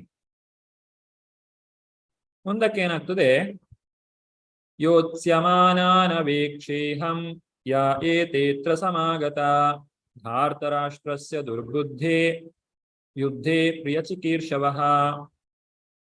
ದುರ್ಬುದ್ಧಿಯವನಾದ ಧೃತರಾಷ್ಟ್ರನ ಮಗನನ್ನು ಸುಪ್ರೀತಗೊಳಿಸುವ ಅಪೇಕ್ಷೆಯಿಂದ ಯುದ್ಧ ಮಾಡಲು ಇಲ್ಲಿ ಯಾರು ಯಾರು ಬಂದಿದ್ದಾರೆ ಎಂದು ನಾನು ನೋಡಲು ಬಯಸುತ್ತೇನೆ. ಇಲ್ಲಿ ದುರ್ಯೋಧನನ ದುರ್ಬುದ್ಧಿಯವನು ಅಂತ ಹೇಳಿದ್ದಾನೆ. ಯಾಕಂದ್ರೆ ಈ ಯುದ್ಧಕ್ಕೆ ಮೂಲ ಕಾರಣ ದುರ್ಯೋಧನನೇ ಆಗಿದ್ದಾನೆ. ದುರ್ಯೋಧನನಿಗೆ ಕೊನೆಯದಾಗಿ ಒಂದು ಮಾತು ಹೇಳಲಾಗಿತ್ತು, ನೀನು 5 ಗ್ರಾಮಗಳನ್ನ ಕೊಟ್ಟರು ಸಾಕು, ಪಾಂಡವರು ಅದರಲ್ಲೇ ಸುಖವಾಗಿರ್ತಾರೆ, ನೀನು ಇಡೀ ಸಾಮ್ರಾಜ್ಯವನ್ನೇ ಇಟ್ಟುಕೋ, ಆದ್ರೆ ಯುದ್ಧ ಬೇಡ, ನಮಗೆ ಯುದ್ಧ ಬೇಡ, ಅನ್ಯಾಯವಾಗಿ ಜನರು ತಮ್ಮ ಪ್ರಾಣವನ್ನ ಕಳೆದುಕೊಳ್ಳುವುದು ಬೇಡ ಅಂತ ಹೇಳಿ. ಆದ್ರೂ ಕೂಡ ದುರ್ಯೋಧನ ಏನ್ ಹೇಳ್ತಾನೆ, ನಾನು ನಿಮಗೆ ಒಂದು ಸೂಜಿ ಮನೆಯಷ್ಟು ಜಾಗವನ್ನು ಕೂಡ ಕೊಡುವುದಿಲ್ಲ, ಹಾಗಾಗಿ ನನಗೆ ಈ ಯುದ್ಧವನ್ನ ನಿಲ್ಲಿಸ್ಲಿಕ್ಕೆ ಇಷ್ಟ ಇಲ್ಲ, ಹಾಗಾಗಿ ನೀನು ಯುದ್ಧವನ್ನ ನೀವು ಯುದ್ಧವನ್ನ ಮಾಡಿಯೇ ರಾಜ್ಯವನ್ನ ಪಡೆದುಕೊಳ್ಳಬೇಕು ಅಂತ ಹೇಳಿ ಹೇಳ್ತಾನೆ. ಹಾಗಾಗಿ ಇಲ್ಲಿ ದುರ್ಬುದ್ಧಿಯವನಾದ ಧೃತರಾಷ್ಟ್ರನ ಮಗ ಅಂತ ಹೇಳಿ ಹೇಳ್ತಾರೆ. ಹಾಗೆ ವೇದವ್ಯಾಸರು ಎಲ್ಲಿಯೂ ಕೂಡ ದುರ್ಯೋಧನನ ಹೆಸರನ್ನ ಉಪಯೋಗಿಸದೇ ಇರುವುದನ್ನು ನಾವು ಕಾಣಬಹುದು. ಭಗವದ್ಗೀತೆಯಲ್ಲಿ ಎಲ್ಲಿಯೂ ದುರ್ಯೋಧನ ಉವಾಚ ಅಂತ ಬರುವುದಿಲ್ಲ. ಅರ್ಜುನ ಉವಾಚ ಅಂತಿದೆ, ಸಂಜಯ ಉವಾಚ ಅಂತಿದೆ, ಶ್ರೀ ಭಗವಾನ್ ಉವಾಚ ಅಂತ ಇದೆ, ಆದ್ರೆ ಎಲ್ಲಿಯೂ ಕೂಡ ದುರ್ಯೋಧನ ಅಂತ ಇಲ್ಲ. ಪ್ರಾರಂಭದಲ್ಲಿಯೂ ಕೂಡ ಆ ಸಂಜಯನ ಮಾತನ್ನ ಹೇಳುವಾಗ ರಾಜ ಅಂತ ಹೇಳ್ತಾರೆ, ಆದ್ರೆ ದುರ್ಯೋಧನ ಅಂತ ಹೇಳುವುದಿಲ್ಲ. ಹಾಗೆ ಇಲ್ಲಿಯೂ ಕೂಡ ಧಾರ್ತರಾಷ್ಟ್ರಸ್ಯ ದುರ್ಬುದ್ಧಿ ಅಂತ ಹೇಳ್ತಾರೆ, ಅಂದ್ರೆ ಧೃತರಾಷ್ಟ್ರನ ದುರ್ಬುದ್ಧಿಯ ಮಗ ಅಂತ ಹೇಳ್ತಾರೆ, ಆದ್ರೆ ದುರ್ಯೋಧನ ಅನ್ನುವ ಮಾತನ್ನ ಹೆಸರನ್ನ ಇಲ್ಲಿ ಬಳಸುವುದಿಲ್ಲ. ಅಂತಹ ವ್ಯಕ್ತಿಯನ್ನ, ಅಂತಹ ದುರ್ಯೋಧನನನ್ನ ಸುಪ್ರೀತಗೊಳಿಸುವವರು ಇದ್ದಾರೆ. ಆ ಒಂದು ಅಪೇಕ್ಷೆಯಿಂದ ಬಂದು ಇಲ್ಲಿ ಯಾರೆಲ್ಲ ನೆರೆದಿದ್ದಾರೆ ಅವುಗಳನ್ನ ನಾನು ನೋಡ್ಬೇಕು ಅಂತ ಹೇಳಿ ಇಲ್ಲಿ ಅರ್ಜುನನು ಹೇಳ್ತಾನೆ. ಮುಂದೆ ಏನಾಯ್ತು ಅಂತ ಹೇಳಿದ್ರೆ, ಸಂಜಯನು ಹೇಳ್ತಾನೆ, ಏವ ಮುಕ್ತೋ ಹೃಷಿಕೇಶೋ ಗುಡಾಕೇಶೇನ ಭಾರತ ಸೇನಯೋರುಭಯೋರ್ಮಧ್ಯೆ ಸ್ಥಾಪಯಿತ್ವಾ ರಥೋತ್ತಮಂ. ಸಂಜಯ ಹೇಳಿದ, ಹೇ ಭರತ ವಂಶಜನೇ, ಅರ್ಜುನನ ಈ ಮಾತುಗಳನ್ನು ಕೇಳಿ ಶ್ರೀಕೃಷ್ಣನು 2 ಸೈನ್ಯಗಳ ನಡುವೆ ತನ್ನ ಶ್ರೇಷ್ಠ ರಥವನ್ನು ನಿಲ್ಲಿಸಿದ. ಇಲ್ಲಿ ಭರತ ವಂಶಜ ಅಂತ ಹೇಳುವಂಥದ್ದು ಧೃತರಾಷ್ಟ್ರನ ಕುರಿತಾಗಿ ಹೇಳುವಂಥದ್ದು ಸಂಜಯ. ಏನ್ ಮಾಡ್ತಾ ಇದ್ದಾರೆ ಇಲ್ಲಿ, ದುರ್ಯೋಧನನು ಈ ಒಂದು ಅರ್ಜುನನು ಹೇಳುವಂತಹ ಮಾತು, ಶ್ರೀಕೃಷ್ಣನು ಇಲ್ಲಿ ಅರ್ಜುನನನ್ನ ಇಲ್ಲಿ ವೇದವ್ಯಾಸರು ಗುಡಾಕೇಶ ಅಂತ ಹೇಳಿ ಕರೆದಿದ್ದಾರೆ, ಮತ್ತು ಶ್ರೀಕೃಷ್ಣನನ್ನ ಹೃಷಿಕೇಶ ಅಂತ ಹೇಳಿದ್ದಾರೆ. ಅಂದ್ರೆ ಇಲ್ಲಿ ಹೃಷಿಕೇಶ ಮತ್ತೆ ಗುಡಾಕೇಶ ಅನ್ನುವಂತಹ 2 ಪದಗಳನ್ನ ಬಳಸಿದ್ದಾರೆ. ಶ್ರೀಕೃಷ್ಣನು ಅರ್ಜುನನ ಇಂದ್ರಿಯಗಳನ್ನ ನಿಯಂತ್ರಿಸ್ತಾ ಇದ್ದಾನೆ. ಇದು ನಿಜವಾಗಿರುವಂತಹ ಸ್ಥಿತಿ. ಈಗ ಬಾಹ್ಯ ಪ್ರಪಂಚಕ್ಕೆ ಹೇಗೆ ಕಾಣ್ತಾ ಇದೆ ಅಂತ ಹೇಳಿದ್ರೆ, ಅರ್ಜುನನು ಶ್ರೀಕೃಷ್ಣನನ್ನ ನಿಯಂತ್ರಿಸುವ ಹಾಗೆ, ಅಥವಾ ಶ್ರೀಕೃಷ್ಣನು ಅರ್ಜುನನ ಒಂದು ಏನು ಆದೇಶ ಇದೆ ಅದನ್ನ ಪಾಲಿಸ್ತಾ ಇರುವಂತೆ ನಮಗೆ ಕಾಣಿಸ್ತಾ ಇದೆ. ಹಾಗೆ ಗುಡಾಕೇಶ ಅನ್ನುವಂತಹ ಮಾತು ಏನು, ಅದರ ಅರ್ಥ ಗುಡಾಕ ಅಂತ ಹೇಳಿದ್ರೆ ನಿದ್ದೆ ಅಥವಾ ಅಜ್ಞಾನ, ಈಶಾ ಅಂತ ಹೇಳಿದ್ರೆ ಗೆದ್ದವನು ಅಥವಾ ಅದರ ಒಡೆಯ ಅಂತ ಹೇಳ್ತೇವೆ. ಹಾಗೆ ಅರ್ಜುನನು ಶ್ರೀಕೃಷ್ಣನ ಒಂದು ಅನುಗ್ರಹದಿಂದ ನಿದ್ದೆಯನ್ನು ಅಜ್ಞಾನವನ್ನು ಗೆದ್ದಿದ್ದಾನೆ ಅಂತ ಹೇಳಿ ಇಲ್ಲಿ ನಾವು ಅರ್ಥ ಮಾಡಿಕೊಳ್ಳಬಹುದು. ಅಂತಹ ಅರ್ಜುನನು ಹೇಳಿದಂತಹ ಮಾತನ್ನ ಕೇಳಿದ ನಂತರ ಶ್ರೀಕೃಷ್ಣನು ಎಲ್ಲಿ ರಥವನ್ನು ನಿಲ್ಲಿಸ್ತಾನೆ, ಇದು ಬಹಳ ಮುಖ್ಯ. ಈಗ ಶ್ರೀಕೃಷ್ಣನು ಒಂದು ವಿಚಾರವನ್ನ ನಾವು ಇಲ್ಲಿ ತಿಳ್ಕೊಳ್ಬೇಕು. ಶ್ರೀಕೃಷ್ಣ ಏನು ಮಾಡ್ತಾನೆ ಅಂತ ಹೇಳಿದ್ರೆ, ಅರ್ಜುನನಿಗೆ ಕಾಣುವಂತೆ ದ್ರೋಣಾಚಾರ್ಯರು, ಭೀಷ್ಮಾಚಾರ್ಯರು ಮತ್ತ ಯಾರ ಮೇಲೆಲ್ಲ ಅರ್ಜುನನಿಗೆ ಪ್ರೀತಿ ಇದೆಯೋ ಅವರೆಲ್ಲರೂ ಕೂಡ ಸ್ಪಷ್ಟವಾಗಿ ಕಾಣುವಂತಹ ಜಾಗದಲ್ಲಿ ಈ ರಥವನ್ನ ತೆಗೆದುಕೊಂಡು ಹೋಗಿ ನಿಲ್ಲಿಸ್ತಾನೆ. ಯಾಕಂದ್ರೆ ಈ ಒಂದು ರಥ ಈ ಒಂದು ಸಂದರ್ಭದಲ್ಲಿ ಶ್ರೀಕೃಷ್ಣನಿಗೆ ಒಂದು ವಿಚಾರ ಖಂಡಿತವಾಗಿ ಗೊತ್ತಿದೆ. ಏನಂತ ಹೇಳಿದ್ರೆ, ಅರ್ಜುನನಿಗೆ ಈ ಯುದ್ಧವನ್ನ ಮಾಡಬೇಕು ಅಂತ ಹೇಳಿದ್ರೆ ಮೊದಲು ಅವನು ತನ್ನಲ್ಲಿರುವಂತಹ ಸ್ವಜನ ಮೋಹವನ್ನ ಬಿಟ್ಟು ಬಿಡಬೇಕು. ಸ್ವಜನ ಮೋಹವನ್ನ ಇಟ್ಟುಕೊಂಡ್ರೆ, ಅಥವಾ ನನ್ನ ಎದುರು ಪಕ್ಷದಲ್ಲಿರುವವರು ನನ್ನ ಬಂಧುಗಳು ಅನ್ನುವಂತಹ ಒಂದು ಪ್ರೀತಿ ಆತನಲ್ಲಿ ಇದ್ದಾಗ ಆ ಯುದ್ಧವನ್ನ ಮಾಡ್ಲಿಕ್ಕೆ ಅವನಿಗೆ ಸಾಧ್ಯವಾಗುವುದಿಲ್ಲ. ಹಾಗಾಗಿ ಅವನ ಎಲ್ಲ ಪ್ರಶ್ನೆಗಳಿಗೆ ಯುದ್ಧಕ್ಕೆ ಮೊದಲೇ ಉತ್ತರವನ್ನ ಕೊಟ್ಟು ಬಿಡಬೇಕು. ಯುದ್ಧ ಮಾಡಿದ ನಂತರ ಯುದ್ಧದ ಮಧ್ಯದಲ್ಲಿ ಅವನಿಗೆ ಏನಾದ್ರೂ ಗೊಂದಲ ಉಂಟಾದ್ರೆ ಆಗ ಅದಕ್ಕೆ ಆ ಸಮಸ್ಯೆಗೆ ಪರಿಹಾರವನ್ನು ಕೊಡುವಂಥದ್ದು ಬಹಳ ಕಷ್ಟ ಆಗ್ತದೆ. ಹಾಗಾಗಿ ಇನ್ನು ಯುದ್ಧ ಪ್ರಾರಂಭವಾಗುವ ಮೊದಲೇ ಮುಂದೆ ಬರುವಂತಹ ಪರಿಸ್ಥಿತಿ ಎಂತಹದ್ದು ಅನ್ನೋದನ್ನ ತಿಳಿಸ್ತಾ ಇದ್ದಾರೆ. ಹಾಗೆ ಅಂತಹ ಶ್ರೇಷ್ಠವಾದಂತಹ ರಥವನ್ನ ಅಲ್ಲಿ ಹೋಗಿ ನಿಲ್ಲಿಸ್ತಾನೆ. ಆಗ ಅರ್ಜುನನು ಈ ಎಲ್ಲಾ ಜನರನ್ನು ನೋಡ್ತಾನೆ. ಇದು ಅರ್ಜುನನ ಸೇನಾವಲೋಕನ. ಹಿಂದೆ ನಾವು ನೋಡಿದ್ದು ದುರ್ಯೋಧನನ ಸೇನಾವಲೋಕನ, ಈಗ ನೋಡ್ತಾ ಇರುವಂತದ್ದು ಅರ್ಜುನನ ಸೇನಾವಲೋಕನ. ಭೀಷ್ಮದ್ರೋಣ ಪ್ರಮುಖತಃ ಸರ್ವೇಷಾಂ ಚ ಮಹೀಕ್ಷಿತಾಂ ಉವಾಚ ಪಾರ್ಥ ಪಶ್ಯೈತಾನ್ ಸಮವೇತಾನ್ ಕುರುನಿತಿ. ಭೀಷ್ಮ, ದ್ರೋಣ ಮತ್ತು ಜಗತ್ತಿನ ಇತರ ರಾಜರ ಮುಂದೆ ರಥವನ್ನು ನಿಲ್ಲಿಸಿ ಭಗವಂತನು, ಪಾರ್ಥ, ಇಲ್ಲಿ ನೆಲೆದಿರುವ ಎಲ್ಲಾ ಕೌರವರನ್ನು ನೋಡು ಎಂದನು. ಇದು ಶ್ರೀಕೃಷ್ಣನು ಹೇಳಿರುವಂತಹ ಒಂದೇ ಒಂದು ಮಾತು ಮೊದಲನೇ ಅಧ್ಯಾಯದಲ್ಲಿ ಬರುವಂತಹದ್ದು. ಶ್ರೀಕೃಷ್ಣನ ಬೇರೆ ಎಲ್ಲ ಮಾತುಗಳು ಪ್ರಾರಂಭವಾಗುವಂಥದ್ದು ಎರಡನೇ ಅಧ್ಯಾಯದಲ್ಲಿ. ಶ್ರೀಕೃಷ್ಣ ಹೇಳಿರುವಂತಹ ಮಾತು ಇದು ಒಂದು ಸ್ವಲ್ಪ ಮಾತ್ರ. ಉವಾಚ ಪಾರ್ಥ ಪಶ್ಯೇತಾನ್ ಸಮಾವೇತಾನ್ ಕುರುನೀತಿ. ಇಲ್ಲಿ ನೆರೆದಿರುವ ಎಲ್ಲ ಕೌರವರನ್ನು ನೋಡು ಅರ್ಜುನ ಅನ್ನುವಂತ ಒಂದೇ ಒಂದು ಮಾತನ್ನ ಶ್ರೀಕೃಷ್ಣನು ಅರ್ಜುನನಿಗೆ ತಿಳಿಸಿಕೊಡ್ತಾನೆ. ಆಗ ಅರ್ಜುನ ಏನ್ ನೋಡ್ತಾನೆ, ಅಲ್ಲಿ ಭೀಷ್ಮ, ದ್ರೋಣರು ಮತ್ತು ಇತರರು, ಇಲ್ಲಿ ಎಲ್ಲರ ಹೆಸರನ್ನ ಇಲ್ಲಿ ಹೇಳ್ತಾರೆ. ಯಾರನ್ನೆಲ್ಲ ನೋಡಿದ? ತತ್ರಾಪಶ್ಯತ್ತಿತಾನ್ ಪಾರ್ಥ ಪಿತೃನತ ಪಿತಾಮಹಾನ್ ಆಚಾರ್ಯಾನ್ ಮಾತುಲಾನ್ ಭ್ರಾತೃನ್ ಪುತ್ರಾನ್ ಪೌತ್ರಾನ್ ಸಖೀನ್ಸ್ತತಾ ಶ್ವಶುರಾನ್ ಸುಹೃದಶ್ಚೈವ ಸೇನಯೋರುಭಯೋರಪಿ. ಯಾರೆಲ್ಲ ಇದ್ರು ಅಲ್ಲಿ? ಅರ್ಜುನನು ಎರಡು ಸೈನ್ಯಗಳ ನಡುವೆ ಇದ್ದ ತನ್ನ ಚಿಕ್ಕಪ್ಪ ದೊಡ್ಡಪ್ಪಂದಿರು, ತಾತಂದಿರು, ಗುರುಗಳು, ಸೋದರ ಮಾವಂದಿರು, ಸೋದರರು, ಮಕ್ಕಳು, ಮೊಮ್ಮಕ್ಕಳು, ಸ್ನೇಹಿತರು, ಮಾವಂದಿರು, ಹಿತೈಷಿಗಳು, ಹೀಗೆ ಅನೇಕ ಜನರನ್ನು ಆತನು ನೋಡ್ತಾನೆ. ಇಲ್ಲಿ ತಂದೆಗೆ ಸಮಾನರಾದಂತಹ ಜನರು ಭೂರಿಶ್ರವಾದಿಗಳು, ಭೂರಿಶ್ರವ ಮತ್ತಿತರಿದ್ರು. ಹಾಗೆ ಅಜ್ಜನಿಗೆ ಸಮಾನರಾದಂತಹ ಭೀಷ್ಮಾಚಾರ್ಯರು, ಸೋಮದತ್ತ, ಹಾಗೆ ಗುರುಗಳಾದಂತಹ ದ್ರೋಣಾಚಾರ್ಯರು, ಕೃಪಾಚಾರ್ಯರಿದ್ರು. ಮಾವನಿಗೆ ಸೋದರ ಮಾವಂದಿರು, ಅವರಿಗೆ ಸಮಾನರಾದಂತಹ ಶಲ್ಯ ಇದ್ದ, ಹಾಗೆ ಶಕುನಿ, ಹಾಗೆ ಸಹೋದರರಿಗೆ ಸಮಾನರಾದವರು ಅಂದ್ರೆ ಈ ದುರ್ಯೋಧನಾದಿಗಳು ಮತ್ತೆ ಇತರ ವಿಕರ್ಣ, ಇತರ ಜನರು, ಹಾಗೆ ಮಕ್ಕಳಿಗೆ ಸಮಾನರಾದವರು ಅಂದ್ರೆ ದುರ್ಯೋಧನನ ಮಕ್ಕಳು ಮತ್ತೆ ಮೊಮ್ಮಕ್ಕಳು ಅಂತ ಹೇಳಿದ್ರೆ ಅವರ ಮಕ್ಕಳು, ಇವರೆಲ್ಲರೂ ಕೂಡ. ಹಾಗೆ ಮಿತ್ರರು, ಯಾರೆಲ್ಲ ಮಿತ್ರರು? ಈ ಅಶ್ವತ್ಥಾಮಾದಿಗಳೆಲ್ಲ ಮಿತ್ರರಾಗಿದ್ದಾರೆ. ಹಾಗೆ ಮಾವಂದಿರು, ಮತ್ತೆ ಯಾರೆಲ್ಲ ಹಿತೈಷಿಗಳು ಇದ್ದಾರೆ, ಕೃತವರ್ಮರು, ಯಾರು ಯಾದವರ ಯಾದವರ ಕಡೆಯಿಂದ ಬಂದಂತಹವರು, ಇವರೆಲ್ಲರೂ ಕೂಡ ಎದುರು ಪಕ್ಷದಲ್ಲಿ ತನ್ನ ಜೊತೆ ಹೋರಾಡಬೇಕು ಅನ್ನುವಂತಹ ಉದ್ದೇಶದಿಂದ ಅಲ್ಲಿ ಬಂದು ನಿಂತಿರುವುದನ್ನ ಅರ್ಜುನನು ಕಾಣ್ತಾನೆ. ಈ ರೀತಿ ಸ್ವಜನರನ್ನ ಕಂಡಂತಹ ಅರ್ಜುನ ಏನು ಮಾಡ್ತಾನೆ? ತಾನ್ ಸಮೀಕ್ಷ ಸ ಕೌಂತೇಯ ಸರ್ವಾನ್ ಬಂಧೂನವಸ್ಥಿತಾನ್ ಕೃಪಯಾ ಪರಯಾವಿಷ್ಟೋ ವಿಷೀದನ್ನಿದಮಬ್ರವೀತ್. ಕುಂತಿಯ ಮಗ ಅರ್ಜುನನು ಎಲ್ಲ ನೆಂಟರಿಷ್ಟರನ್ನು ಕಂಡಾಗ ತುಂಬಾ ಭಾವಪರವಶನಾಗಿ ಹೀಗೆ ಹೇಳಿದನು. ಇಲ್ಲಿ ಒಂದು ವಿಚಾರ ನಾವು ಗಮನಿಸಬೇಕು. ಅರ್ಜುನನು ಸೇನಾವಲೋಕನ ಮಾಡಿದ್ದಾನೆ, ದುರ್ಯೋಧನನು ಸೇನಾವಲೋಕನವನ್ನ ಮಾಡಿದ್ದಾನೆ. ದುರ್ಯೋಧನನಿಗೆ ಯಾವತ್ತೂ ಕೂಡ ಮುಂದೆ ಒಂದು ಯುದ್ಧದ ಫಲಿತಾಂಶ ಏನಾಗ್ತದೆ ಅನ್ನುವುದರ ಬಗ್ಗೆ ಚಿಂತೆ ಇರಲಿಲ್ಲ. ಆತನು ದ್ರೋಣಾಚಾರ್ಯರನ್ನ ಹೇಗೆ ಹೆಚ್ಚು ಯುದ್ಧ ಮಾಡುವ ರೀತಿಯಲ್ಲಿ ಮಾಡಬಹುದು, ಅಥವಾ ಭೀಷ್ಮಾಚಾರ್ಯರು ಎಲ್ಲ ಪಾಂಡವರನ್ನ ಸಾಯಿಸ್ಬೇಕಾದ್ರೆ ನಾನು ಏನು ಮಾಡಬೇಕು, ಇಂತಿಷ್ಟೇ ಆತನು ಯೋಚನೆ ಮಾಡ್ತಾ ಇದ್ದ ವಿನಃ ಈ ಯುದ್ಧವನ್ನ ನಾನು ಹೇಗೆ ಗೆಲ್ಬೇಕು ಅನ್ನೋದನ್ನ ಯೋಚನೆ ಮಾಡ್ತಾ ಇದ್ದ ವಿನಃ ಈ ಯುದ್ಧದ ಫಲಿತಾಂಶ ಏನಾಗಬಹುದು, ಒಂದು ವೇಳೆ ಯಾವುದಾದ್ರೂ ಒಂದು ಪಕ್ಷ ಗೆದ್ರೂ ಕೂಡ ಅಷ್ಟೊಂದು ಜನರು ಅಲ್ಲಿ ಪ್ರಾಣತ್ಯಾಗವನ್ನ ಮಾಡುವುದರಿಂದಾಗಿ ಏನೆಲ್ಲ ಫಲಿತಾಂಶಗಳು ಉಂಟಾಗಬಹುದು ಅನ್ನುವಂತಹ ಒಂದು ಯೋಚನೆಯನ್ನು ದುರ್ಯೋಧನನು ಮಾಡಲಿಲ್ಲ. ಅದೇ ಒಬ್ಬ ಭಕ್ತನಿಗೂ ಅಭಕ್ತನಿಗೂ ಇರುವಂತಹ ವ್ಯತ್ಯಾಸ. ಯಾರಲ್ಲಿ ಆ ಭಗವಂತನ ಒಂದು ಭಕ್ತಿ ಇರ್ತದೋ, ಯಸ್ಯಾಸ್ತಿ ಭಕ್ತಿರ್ ಭಗವತಿ ಅಕಿಂಚನ ಸರ್ವೈ ಗುಣೈಸ್ತತ್ರ ಸಮಾಸತೇಸುರ ಹರೌ ಅಭಕ್ತಸ್ಯ ಕುತೋ ಮಹಾನ್ ಗುಣ ಮನೋರಥೇನಾಸತೋ ದಾವತೋ ಬಹಿ.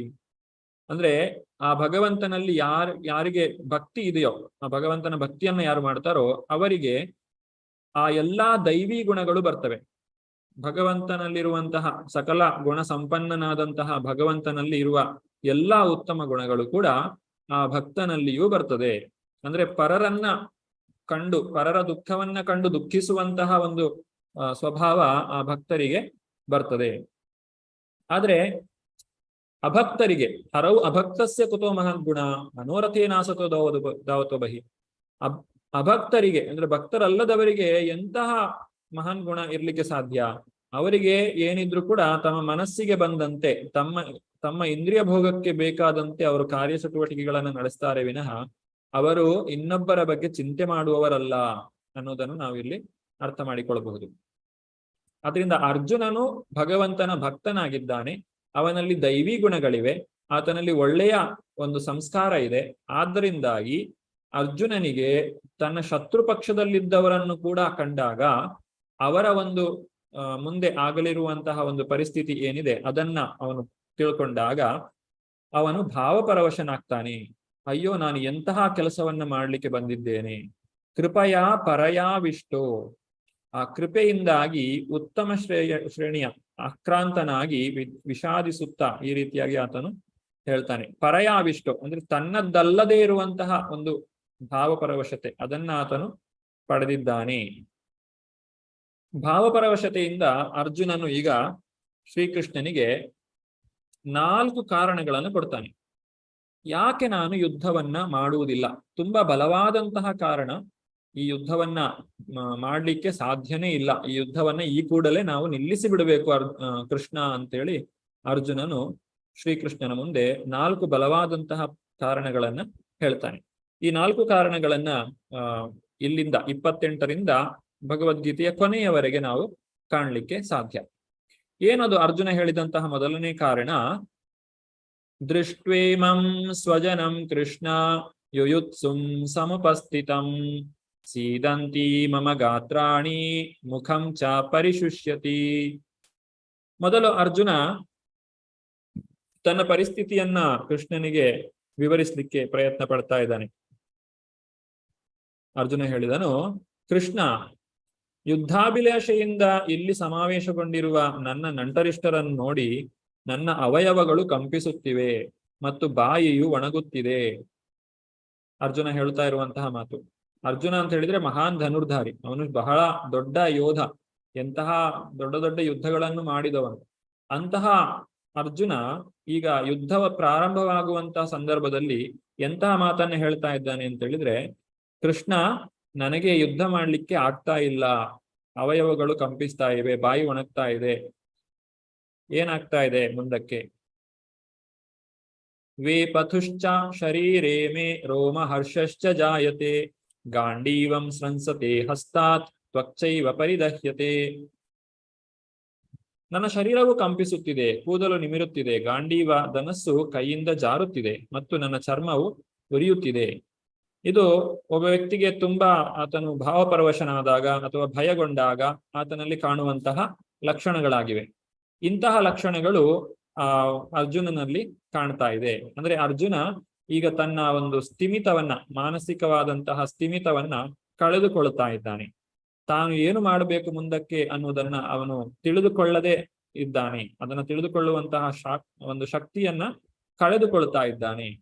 ಹಾಗಾಗಿ ಅವನು ತನ್ನ ಸಮಸ್ಯೆಯನ್ನ ಶ್ರೀಕೃಷ್ಣನ ಮುಂದೆ ತೋಡಿಕೊಳ್ತಾ ಇದ್ದಾನೆ.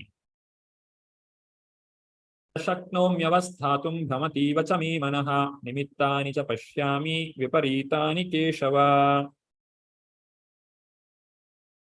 ಹೇ ಕೇಶವ, ಇಲ್ಲಿ ನಿಲ್ಲುವುದಕ್ಕೂ ನನಗೆ ಆಗುತ್ತಿಲ್ಲ, ನನ್ನನ್ನೇ ನಾನು ಮರೆಯುತ್ತಿದ್ದೇನೆ, ನನ್ನ ಮನಸ್ಸು ಸುತ್ತುತ್ತಿದೆ, ಅಶುಭ ಸೂಚಕ ಶಕುನಗಳೇ ಕಾಣುತ್ತಿವೆ. ಈ ರೀತಿ ಅರ್ಜುನ ಏನು ಕೃಷ್ಣನಿಗೆ ಹೇಳಲಿಕ್ಕೆ ಪ್ರಯತ್ನ ಪಡ್ತಾ ಇದ್ದೇನೆ ಅಂತ ಹೇಳಿದ್ರೆ, ಕೃಷ್ಣ ನಾನು ಈ ಯುದ್ಧವನ್ನ ಮಾಡುವುದಿಲ್ಲ. ಯಾಕೆ ಅಂತ ಹೇಳಿದ್ರೆ ಎದುರು ಪಕ್ಷದಲ್ಲಿರುವವರು ನನ್ನವರು, ಆದ್ರಿಂದ ನಾನು ಯುದ್ಧವನ್ನ ಮಾಡ್ಲಿಕ್ಕೆ ಇಷ್ಟಪಡುವುದಿಲ್ಲ ಅಂತ ಹೇಳಿ ಅರ್ಜುನನು ಶ್ರೀಕೃಷ್ಣನಲ್ಲಿ ಇಲ್ಲಿ ಹೇಳ್ತಾ ಇದ್ದಾನೆ. ನನ್ನನ್ನೇ ನಾನು ಮರೀತಾ ಇದ್ದೇನೆ, ನನ್ನ ಮನಸ್ಸು ಸುತ್ತುತ್ತಿದೆ, ಅಶುಭ ಸೂಚಕ ಶಕುನಗಳು ಕಾಣ್ತಾ ಇವೆ. ಏನಿದು ಅಶುಭ ಸೂಚಕ ಶಕುನಗಳು? ಈ ಶಕುನಗಳು ಹೇಗೆ ಅಂತ ಹೇಳಿದ್ರೆ, ಮುಂದೆ ಆಗ್ಬೇಕಾದಂತಹ ಯಾವುದೋ ಒಂದು ಘಟನೆಯನ್ನ ಈ ಶಕುನಗಳು ಮೊದಲೇ ಸೂಚಿಸ್ತವೆ. ಆದ್ರೆ ಆ ಶಕುನಗಳು ಅದು ಶುಭ ಅಥವಾ ಅಶುಭ ಅನ್ನುವಂಥದ್ದು ಒಬ್ಬ ವ್ಯಕ್ತಿ ಯಾವ ರೀತಿಯಾಗಿ ಅದನ್ನು ಅವಲೋಕನ ಮಾಡ್ತಾನೆ ಅನ್ನೋದ್ರ ಮೇಲೆ ಅವಲಂಬಿತವಾಗಿರ್ತದೆ. ಇಲ್ಲಿ ಶಕುನಗಳು ಕಾಣಿಸ್ತಾ ಇವೆ, ಯಾಕಂದ್ರೆ ಆ ಒಂದು ಗ್ರಹಣಗಳು ಬರ್ತವೆ, ಸೂರ್ಯಗ್ರಹಣ ಚಂದ್ರಗ್ರಹಣಗಳು ಬರ್ತವೆ, ಮತ್ತೆ ಅನೇಕ ಒಂದು ಶಕುನಗಳೆಲ್ಲ ಕಾಣ್ಲಿಕ್ಕೆ ಸಿಗ್ತದೆ. ಆದ್ರೆ ಆ ಶಕುನಗಳು ಏನು ಹೇಳ್ತವೆ? ಅಧರ್ಮ ನಾಶವಾಗ್ಲಿಕ್ಕಿದೆ, ಅಧರ್ಮಿಗಳು ನಾಶವಾಗ್ತಾರೆ, ಧರ್ಮವು ಮತ್ತೆ ಸಂಸ್ಥಾಪನೆಯಾಗ್ಲಿಕ್ಕಿದೆ ಅನ್ನುವಂತಹ ಒಂದು ಶಕುನವನ್ನ ಅದು ತಿಳಿಸ್ತಾ ಇದೆ. ಆದ್ರೆ ಅರ್ಜುನ ಏನು ಹೇಳ್ತಾ ಇದ್ದಾನೆ? ಇದೆಲ್ಲವೂ ಅಶುಭ ಸೂಚಕವಾಗಿದ್ದಂತಹ ಶಕುನಗಳು ಅಂತ ಹೇಳಿ ಅರ್ಜುನನು ಹೇಳ್ತಾ ಇದ್ದಾನೆ. ಈಗ ಮುಂದಕ್ಕೆ ಮೊದಲನೇ ಕಾರಣ ಹೇಳಿದ್ದು, ಸ್ವಜನರು, ನನ್ನ ಜನರನ್ನ ನಾನು ಹೇಗೆ ಸಾಯಿಸಿದ್ರೆ ಹೇಗೆ ನಾನು ಬದುಕಿರ್ಲಿಕ್ಕೆ ಸಾಧ್ಯ ಅನ್ನುವಂತಹ ಮಾತನ್ನ ಹೇಳಿ, ನಂತರ ಎರಡನೇ ಕಾರಣವನ್ನ ಅರ್ಜುನನ್ ಹೇಳ್ತಾನೆ, ಯಾಕೆ ನಾನು ಯುದ್ಧವನ್ನ ಮಾಡುವುದಿಲ್ಲ. ನ ಚ ಶ್ರೇಯೋನು ಪಶ್ಯಾಮಿ ಹತ್ವಾ ಸ್ವಜನಮಾಹವೇ ನ ಕಾಂಕ್ಷೇ ವಿಜಯಂ ಕೃಷ್ಣ ನ ಚ ರಾಜ್ಯಂ ಸುಖಾನಿ ಚ. ಹೇ ಕೃಷ್ಣ, ಯುದ್ಧದಲ್ಲಿ ನನ್ನ ಬಂಧುಗಳನ್ನೇ ಕೊಲ್ಲುವುದರಿಂದ ನನಗೆ ಯಾವ ಶ್ರೇಯಸ್ಸೂ ಆಗಲಾರದು. ಅನಂತರವೂ ನಾನು ಯಾವುದೇ ವಿಜಯವನ್ನಾಗಲಿ ರಾಜ್ಯವನ್ನಾಗಲಿ ಸುಖವನ್ನಾಗಲಿ ಬಯಸಲಾರೆ.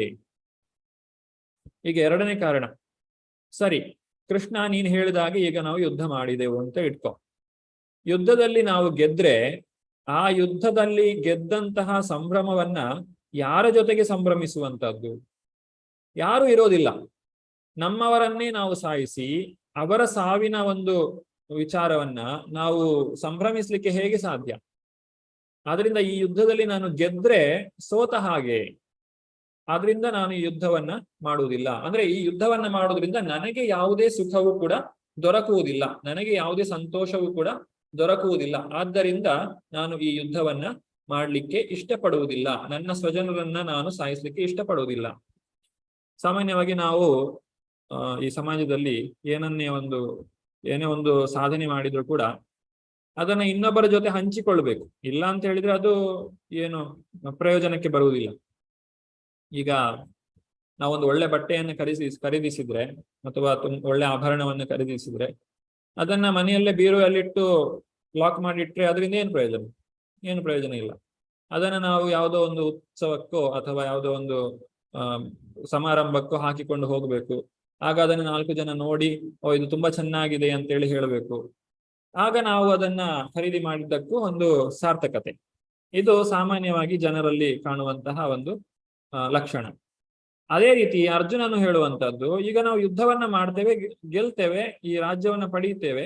ಆದ್ರೆ ಇದನ್ನೆಲ್ಲ ಯಾರ ಜೊತೆ ನಾವು ಸಂಭ್ರಮಿಸುವುದು? ಇಲ್ಲಿ ಸಂಭ್ರಮಿಸ್ಲಿಕ್ಕೆ ಯಾರು ಇರುವುದಿಲ್ಲ.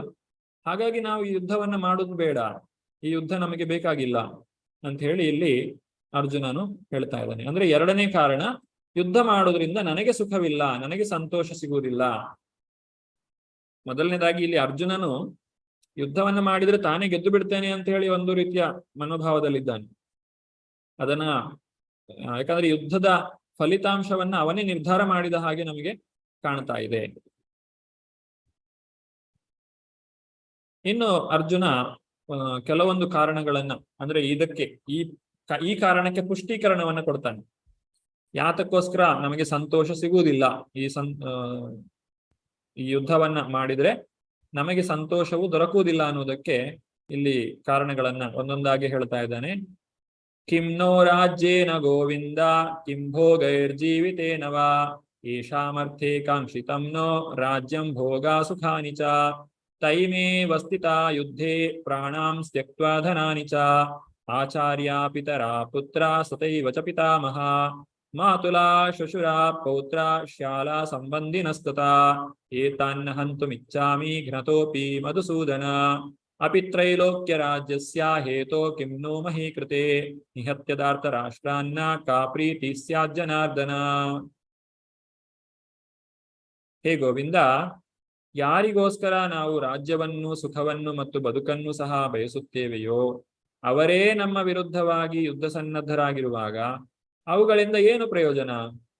ಹೇ ಮಧುಸೂದನ, ಆಚಾರ್ಯರು, ಪಿತರು, ಪುತ್ರರು, ಪಿತಾಮಹರು, ಸೋದರ ಮಾವಂದಿರು, ಮೊಮ್ಮಕ್ಕಳು, ಭಾವಮೈದಿನಂದಿರು ಮತ್ತು ಇತರ ಬಂಧುಗಳು ತಮ್ಮ ರಾಜ್ಯಗಳನ್ನು, ಧನವನ್ನು ತ್ಯಜಿಸಲು ಸಿದ್ಧರಾಗಿ ನನ್ನ ಮುಂದೆ ನಿಂತಿದ್ದಾರೆ. ಅವರು ನನ್ನನ್ನು ಕೊಲ್ಲಬಹುದು, ಆದರೂ ಅವರನ್ನು ಕೊಲ್ಲಲು ನಾನೇಕೆ ಅಪೇಕ್ಷಿಸಬೇಕು? ಹೇ ಜನಾರ್ದನ, ಈ ಭೂಮಿಯ ಮಾತಿರಲಿ, 3 ಲೋಕಗಳನ್ನು ನನಗೆ ಕೊಡುವುದಾದರೂ ನಾನು ಇವರೊಡನೆ ಯುದ್ಧ ಮಾಡುವುದಿಲ್ಲ. ಧೃತರಾಷ್ಟ್ರನ ಮಕ್ಕಳನ್ನು ಕೊಂದು ನಮಗೆ ಯಾವ ಸಂತೋಷ ಬಂದೀತು? ಇಲ್ಲಿ ಸಂತೋಷ ಅನ್ನುವಂಥ ಪದವನ್ನ ಬಳಸ್ತಾ ಇದ್ದಾರೆ. ಈ ಧೃತರಾಷ್ಟ್ರನ ಮಕ್ಕಳನ್ನ, ಈ ಒಂದು ಬಂಧುಗಳನ್ನ ಸಾಯಿಸುವುದರಿಂದ ನಮಗೆ ಏನು ಪ್ರಯೋಜನ ದೊರಕ್ತದೆ, ನಮಗೆ ಏನು ಸುಖವು ಬರಲಿಕ್ಕೆ ಸಾಧ್ಯ ಇದೆ ಅನ್ನೋದನ್ನ ಇಲ್ಲಿ ಮಧುಸೂದನಲ್ಲಿ ಅರ್ಜುನನು ಕೇಳ್ತಾ ಇದ್ದಾನೆ. ಹೇ ಮಧುಸೂದನ, ನೀನು ಮಧು ಅನ್ನುವಂತಹ ರಾಕ್ಷಸನನ್ನ ಸಾಯಿಸಿದ್ದೀಯ, ಆದ್ರೆ ನಾನು ನನ್ನ ಆಚಾರ್ಯರು, ಪಿತರು, ಪುತ್ರರು, ಪಿತಾಮಹರನ್ನ ಸಾಯಿಸ್ಬೇಕು ಅಂತ ಯಾಕೆ ಹೇಳ್ತಾ ಇದ್ದೀಯಾ? ಆ ಮಧು ಅನ್ನುವಂತಹ ರಾಕ್ಷಸ ಅವನು ರಾಕ್ಷಸನಾಗಿದ್ದ, ಅದರಿಂದ ನೀನು ಅವನನ್ನು ಸಂಹಾರ ಮಾಡಿದ್ದೀಯ. ಆದ್ರೆ ನಾನು ಇವರನ್ನೆಲ್ಲ ಯಾಕೆ ಸಂಹಾರ ಮಾಡ್ಬೇಕು? ಇವರೆಲ್ಲ ನಮ್ಮನವರೇ ಆಗಿದ್ದಾರಲ್ವಾ ಅನ್ನುವಂತ ಮಾತನ್ನ ಇಲ್ಲಿ ಅರ್ಜುನನು ಹೇಳ್ತಾ ಇದ್ದಾನೆ. ಎಲ್ಲಾ ಸಂಬಂಧಿಗಳನ್ನ ಇಲ್ಲಿ ಅವನು ಹೆಸರಿಸ್ತಾ ಇದ್ದಾನೆ. ಹೀಗೆ ಅರ್ಜುನನು ತಾನು ಯಾತಕ್ಕೋಸ್ಕರ ಯುದ್ಧ ಮಾಡುವುದಿಲ್ಲ ಅನ್ನೋದಕ್ಕೆ 2ನೆಯ ಕಾರಣವನ್ನ ಹೇಳ್ತಾನೆ. ಮೊದಲನೆಯದ್ದು, ನನ್ನದೇ ಜನರು, ಸ್ವಜನರು, ಅವರನ್ನ ನಾನು ಹೇಗೆ ಸಾಯಿಸ್ಲಿ? 2ನೆಯದ್ದು, ಈ ಯುದ್ಧವನ್ನ ಮಾಡಿದ್ರೆ ನನಗೆ ಏನು ಸುಖವು ದೊರಕ್ತದೆ? ಯಾವ ಸುಖವೂ ಕೂಡ ದೊರಕಲಿಕ್ಕೆ ಸಾಧ್ಯ ಇಲ್ಲ. ಇನ್ನು 3ನೇ ಕಾರಣವನ್ನ ಹೇಳುವಂತಹದ್ದು, ಪಾಪಮೇವಾಶ್ರಯೇದಸ್ಮಾನ್ ಹತ್ವೈತಾನಾತತಾಯಿನಃ ತಸ್ಮಾನ್ನರ್ಹ ವಯಂ ಹಂತುಂ ಧಾತರಾಷ್ಟ್ರಾನ್ ಸಬಾಂಧವಾನ್ ಸ್ವಜನಂ ಹಿ ಕಥಂ ಹತ್ವಾ ಸುಖಿನಾ ಸ್ಯಾಮ ಮಾಧವ. ಇದು ಅರ್ಜುನ ಕೊಟ್ಟಂತಹ 3ನೇ ಕಾರಣ, ನಾನು ಯಾಕೆ ಯುದ್ಧ ಮಾಡುವುದಿಲ್ಲ. ಇಂತಹ ಆಕ್ರಮಣಕಾರರನ್ನು ಕೊಂದರೆ ನಮಗೆ ಪಾಪವೇ ಘಟಿಸುತ್ತದೆ. ಆದ್ದರಿಂದ ಧೃತರಾಷ್ಟ್ರನ ಮಕ್ಕಳನ್ನು, ನಮ್ಮ ಸ್ನೇಹಿತರನ್ನು ನಾವು ಕೊಲ್ಲುವುದು ಸರಿಯಲ್ಲ. ಭಾಗ್ಯ ದೇವತೆಯ ಪತಿಯಾದ ಮಾಧವನೇ, ನಮ್ಮ ಬಂಧುಗಳನ್ನೇ ಕೊಂದು ನಾವು ಏನನ್ನು ಪಡೆಯುತ್ತೇವೆ? ನಾವು ಸುಖವಾಗಿರಲು ಹೇಗೆ ಸಾಧ್ಯ? ಇದು ಅರ್ಜುನನ 3ನೇ ಪ್ರಶ್ನೆ. ಅಂದ್ರೆ ಈ ಯುದ್ಧ ಮಾಡೋದ್ರಿಂದ ನಮಗೆ ಪಾಪ ಬರ್ತದೆ ಕೃಷ್ಣ, ನಾವು ಯುದ್ಧವನ್ನ ಮಾಡಬಾರದು. ಆದ್ರೆ ಇಲ್ಲಿ ಅರ್ಜುನನ ಬಾಯಿಯಿಂದಲೇ ಒಂದು ಮಾತು ಬರ್ತದೆ, ಆತತಾಯಿನಃ ಅಂತೇಳಿ. ಹತ್ವೈತಾನಾತತಾಯಿನಃ. ಇಲ್ಲಿ ಆತತಾಯಿ ಅಂತ ಹೇಳಿದ್ರೆ ಅವರನ್ನ ಆಕ್ರಮಣಕಾರಿ ಅಥವಾ ಅಗ್ರೆಸರ್ ಅಂತ ಹೇಳ್ತೇವೆ. ಅಂತಹವರಿಗೆ ಕೆಲವೊಂದು ಲಕ್ಷಣಗಳಿರ್ತವೆ. ಏನಂತ ಹೇಳಿದ್ರೆ, 6 ರೀತಿಯಾದಂತಹ ಜನರು. ಮೊದಲನೇದಾಗಿ, ಒಬ್ಬ ವ್ಯಕ್ತಿಯನ್ನ ವಿಷ ಹಾಕಿ ಸಾಯಿಸ್ಲಿಕ್ಕೆ ನೋಡುವಂತಹವನು. ಇನ್ನೊಬ್ಬನು ಮನೆಗೆ ಬೆಂಕಿ ಹಚ್ಚಿ ಸಾಯಿಸ್ಲಿಕ್ಕೆ ಪ್ರಯತ್ನ ಪಡ್ತಾನೆ. ಮತ್ತೊಬ್ಬ ಮಾರಕ ಆಯುಧಗಳಿಂದ ಹಲ್ಲೆ ಮಾಡ್ಲಿಕ್ಕೆ ಬರ್ತಾನೆ, ಅಥವಾ ನಮ್ಮ ಸಂಪತ್ತನ್ನ ಲೂಟಿ ಮಾಡ್ತಾನೆ, ಅಥವಾ ಇನ್ನೊಬ್ಬನ ನೆಲವನ್ನ ಅಥವಾ ಭೂಮಿಯನ್ನ ವಶಪಡಿಸಿಕೊಳ್ತಾನೆ ಅಕ್ರಮವಾಗಿ, ಅಥವಾ ಹೆಂಡತಿಯನ್ನ ಅಪಹರಿಸುವಂತಹ ವ್ಯಕ್ತಿ. ಇಂತಹ ವ್ಯಕ್ತಿಗಳು ಎಲ್ಲಿ ಸಿಕ್ಕಿದ್ರು ಕೂಡ ಕೂಡಲೇ ಕೊಲ್ಲಬೇಕು ಅಂತ ಹೇಳ್ತಾರೆ. ಅವರನ್ನ ಕೊಲ್ಲುವುದರಿಂದ ಯಾವುದೇ ಪಾಪವು ಕೂಡ ಬರುವುದಿಲ್ಲ ಅಂತ ಹೇಳ್ತಾರೆ. ಆದ್ರಿಂದ ಇಲ್ಲಿ ನಾವು ದುರ್ಯೋಧನಾದಿಗಳನ್ನ ನೋಡುದಾದ್ರೆ, ಭೀಮನನ್ನ ವಿಷ ಹಾಕಿ ಸಾಯಿಸ್ಲಿಕ್ಕೆ ನೋಡ್ತಾನೆ, ಅವರನ್ನೆಲ್ಲ ವಾರಣಾವರ್ತದಲ್ಲಿ ಬೆಂಕಿ ಹಚ್ಚಿ ಸಾಯಿಸ್ಲಿಕ್ಕೆ ನೋಡ್ತಾನೆ, ಅವರ ಮೇಲೆ ಮಾರಕ ಆಯುಧಗಳಿಂದ ಹಲ್ಲೆ ಮಾಡ್ಲಿಕ್ಕೆ ನೋಡ್ತಾನೆ, ಅವರ ಸಂಪತ್ತನ್ನ, ನೆಲವನ್ನ ಲೂಟಿ ಮಾಡಿದ್ದಾನೆ. ಹಾಗೆ ದುರ್ಯೋಧನನ ಅರ್ಜುನ ಪಾಂಡವರ ಒಂದು ಮಡದಿಯಾದಂತಹ ದ್ರೌಪದಿಯನ್ನ ಅವಮಾನ ಮಾಡ್ಲಿಕ್ಕೆ ನೋಡಿದ್ದಾನೆ. ಇದೆಲ್ಲ ಮಾಡಿದ್ರಿಂದಾಗಿ ಈ ಆತತಾಯಿಯ ಎಲ್ಲಾ ಲಕ್ಷಣಗಳು ಕೂಡ ದುರ್ಯೋಧನನಲ್ಲಿ ಕಾಣ್ತದೆ. ಹಾಗಾಗಿ ಆಕ್ರಮಣಕಾರಿಗಳನ್ನ ಕೊಲ್ಲುವುದರಿಂದ ಯಾವ ಪಾಪವೂ ಬರುವುದಿಲ್ಲ. ಆದ್ರೆ ಅರ್ಜುನ ಹೇಳೋದು, ಇವರನ್ನ ನಾವು ಸಾಯಿಸಬಾರದು, ಯಾಕಂದ್ರೆ ಅವರನ್ನ ಸಾಯಿಸುವುದರಿಂದ ನಮಗೆ ಪಾಪ ಬರ್ತದೆ. ಇದು ಅರ್ಜುನನಿಗೆ ತಾನು ಏನು ಹೇಳ್ತಾ ಇದ್ದಾನೆ, ಧರ್ಮ ಅಧರ್ಮಗಳ ಒಂದು ವಿವೇಚನೆ ಏನಿದೆ ಅದು ಮರೆತು ಹೋಗ್ತಾ ಇದೆ. ಆದ್ರಿಂದ ಇಲ್ಲಿ ಅರ್ಜುನನಿಗೆ ಒಂದೇ ಮಾತು, ಇವರು ನಮ್ಮ ಬಂಧುಗಳು, ನಾವು ಸಾಯಿಸ್ಲಿಕ್ಕೆ ಸಾಧ್ಯ ಇಲ್ಲ. ನಮ್ಮ ಬಂಧುಗಳನ್ನು ನಾವು ಯಾಕೆ ಕೊಲ್ಬೇಕು? ಅವರು ಏನೇ ಆಗಿರ್ಬೋದು, ಅವರಿಗೆ ಬುದ್ಧಿ ಇಲ್ಲ, ನಾವು ಕೂಡ ನಮಗೂ ಬುದ್ಧಿ ಇಲ್ಲ ಅಂತೇಳಿ ನಾವು ಹೇಳಲಿಕ್ಕೆ ಸಾಧ್ಯ ಇದೆಯಾ? ಹಾಗಾಗಿ ಅವರು ಬುದ್ಧಿ ಇಲ್ಲದೆ ನಡೆದುಕೊಂಡ್ರು ಕೂಡ ನಾವು ಬುದ್ಧಿವಂತಿಕೆಯನ್ನ ಬಳಸಬೇಕು, ನಾವು ವಿವೇಚನೆಯನ್ನು ಉಪಯೋಗಿಸಬೇಕು ಅಂತ ಹೇಳಿ ಅರ್ಜುನ ಶ್ರೀಕೃಷ್ಣನಿಗೆ ಬೋಧನೆಯನ್ನ ಮಾಡ್ತಾ ಇದ್ದಾನೆ. ಹೀಗೆ ಈ ಮೊದಲನೇ ಅಧ್ಯಾಯದಲ್ಲಿ ಅರ್ಜುನನ ಬೋಧನೆಗಳು. ಮುಂದುವರಿಸಿ ಅರ್ಜುನ ಹೇಳ್ತಾನೆ, ಯದ್ಯಪ್ಯೇತೇನ ಪಶ್ಯಂತಿ ಲೋಭೋಪಹತ ಚೇತಸಃ ಕುಲಕ್ಷಯ ಕೃತಂ ದೋಷಂ ಮಿತ್ರದ್ರೋಹೇ ಚ ಪಾತಕಂ ಕಥಂ ನ ಜ್ಞೇಯಮಸ್ಮಾಭಿಃ ಪಾಪದಸ್ಮಾನ್ ನಿವರ್ತಿತುಂ ಕುಲಕ್ಷಯ ಕೃತಂ ದೋಷಂ ಪ್ರಪಶ್ಯದ್ಧಿ ಜನಾರ್ದನ. ಹೇ ಜನಾರ್ದನ, ಈ ಜನರ ಹೃದಯಗಳು ಸಂಪೂರ್ಣವಾಗಿ ದುರಾಶೆಗೆ ವಶವಾಗಿವೆ. ತಮ್ಮ ಕುಟುಂಬದವರನ್ನು ಕೊಲ್ಲುವುದರಲ್ಲಾಗಲಿ ಮಿತ್ರದ್ರೋಹದಲ್ಲಾಗಲಿ ಇವರಿಗೆ ದೋಷವೇನು ಕಾಣುವುದಿಲ್ಲ. ಆದರೆ ಕುಲಕ್ಷಯವನ್ನು ಮಾಡುವುದು ಪಾಪವೆಂದು ತಿಳಿದ ನಾವು ಈ ಪಾಪ ಕಾರ್ಯವನ್ನೇಕೆ ಮಾಡಬೇಕು? ಅರ್ಜುನ ಹೇಳುವುದು, ಕೃಷ್ಣ ಇವರಿಗೆ ಬುದ್ಧಿ ಇಲ್ಲ, ಇವರು ಏನು ಮಾಡ್ತಿದ್ದಾರೆ ಅಂತ ಇವರಿಗೆ ಗೊತ್ತಿಲ್ಲ, ಅದರಿಂದಾಗಿ ಇವರು ಈ ರೀತಿಯಾಗಿ ನಡೆದುಕೊಳ್ತಾ ಇದ್ದಾರೆ. ಆದ್ರೆ ನಾವು ಕೂಡ ಅವರ ರೀತಿಯಲ್ಲಿ ಯಾಕೆ ನಡೆದುಕೊಳ್ಬೇಕು? ನಮಗೆ ಧರ್ಮ ಅಧರ್ಮಗಳೇನು ಅಂತೇಳಿ ಗೊತ್ತಿದೆ. ಹಾಗಾಗಿ ನಾವು ಅಧರ್ಮದಿಂದ ನಡೆದುಕೊಳ್ಳಬಾರದು, ನಾವು ಧರ್ಮವನ್ನ ಅರಿತು ಕೆಲಸವನ್ನ ಮಾಡಬೇಕು. ಆ ರೀತಿಯಾಗಿ ಅರ್ಜುನನು ಶ್ರೀಕೃಷ್ಣನಿಗೆ ತನ್ನ ಮಾತುಗಳನ್ನ ಹೇಳ್ತಾ ಇದ್ದಾನೆ. ಮೊದಲನೇದಾಗಿ, ನನ್ನ ಜನರನ್ನ, ಸ್ವಜನರನ್ನ ನಾನು ಸಾಯಿಸುವುದಿಲ್ಲ, ಸ್ವಜನ ಮೋಹ. ಎರಡನೇದಾಗಿ, ಈ ಒಂದು ಯುದ್ಧವನ್ನ ಮಾಡುವುದರಿಂದ ನನಗೆ ಯಾವುದೇ ಸಂತೋಷ ಇಲ್ಲ. ಮೂರನೇದಾಗಿ, ಈ ಯುದ್ಧವನ್ನ ಮಾಡಿದ್ರೆ ನಮಗೆಲ್ಲರಿಗೂ ಕೂಡ ಪಾಪವೇ ಬರ್ತದೆ ಅನ್ನುವಂತಹ ಮಾತನ್ನ ಇಲ್ಲಿ ಹೇಳ್ತಾ ಇದ್ದಾನೆ. ಕೊನೆಯದ್ದಾಗಿ ಅರ್ಜುನ ಹೇಳುವುದು, ಇದು ತುಂಬಾ ಬಲವಾದಂತಹ ಕಾರಣ ಏನಂದ್ರೆ, ನಮ್ಮ ಧರ್ಮವೇ ನಾಶವಾಗಿ ಹೋಗ್ತದೆ ಅಂತ ಹೇಳಿ. ಈಗ ಏನೆಲ್ಲ ಒಂದು ವ್ಯವಸ್ಥೆ ಇದೆ, ಸಮಾಜ ವ್ಯವಸ್ಥೆ ಅಂತ ಇದೆ, ಅದು ಸಂಪೂರ್ಣವಾಗಿ ನಾಶವಾಗಿ ಹೋಗ್ತದೆ ಕೃಷ್ಣ ಅಂತೇಳಿ ಅರ್ಜುನ ಹೇಳುವುದು.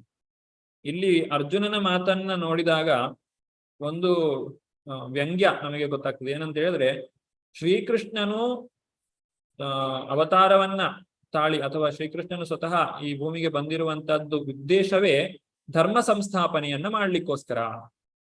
ಧರ್ಮದ ಒಂದು ಧರ್ಮಂತು ಸಾಕ್ಷಾತ್ ಭಗವತ್ ಪ್ರಣೀತಂ.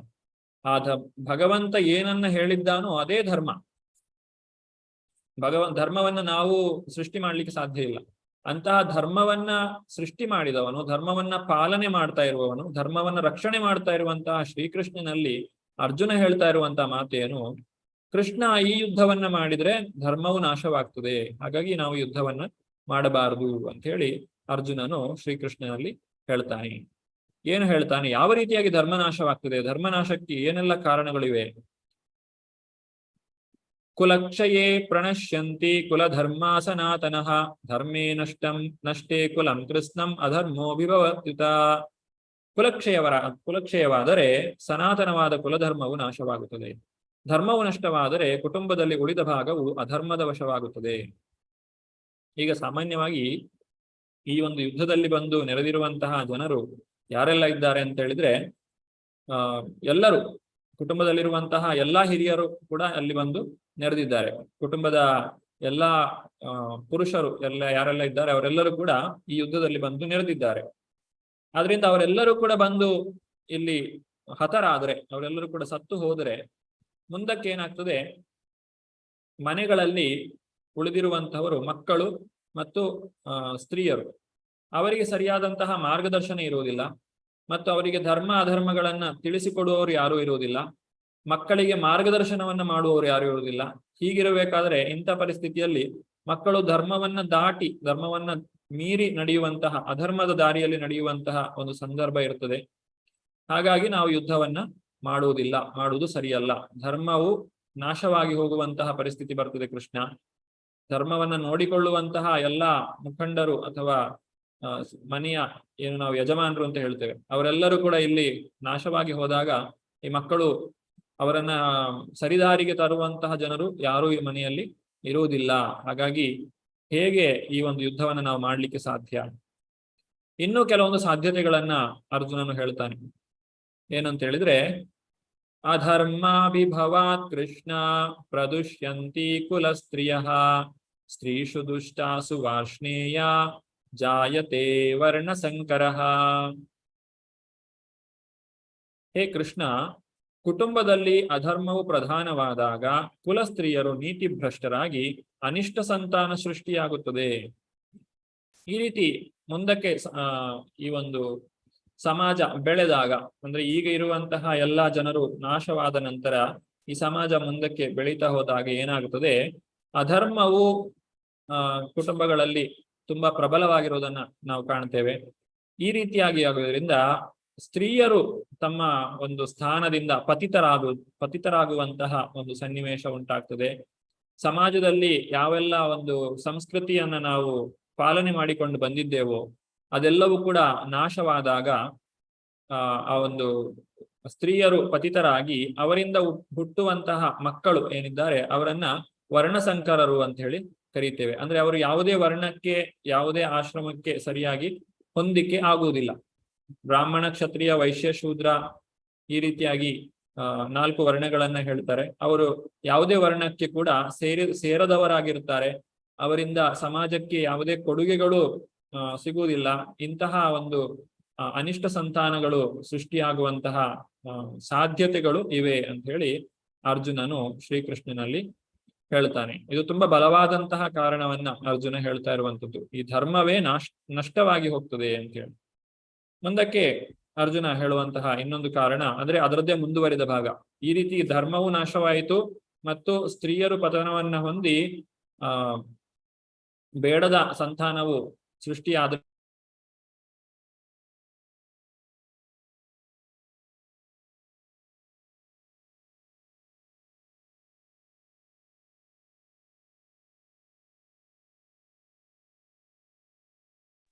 ಹರೇ ಕೃಷ್ಣ. ಪ್ರಭುಜಿ ಅವ್ರು ಬರ್ತಾರೆ, ನೆಟ್ವರ್ಕ್ ಪ್ರಾಬ್ಲಮ್ ಇದೆ.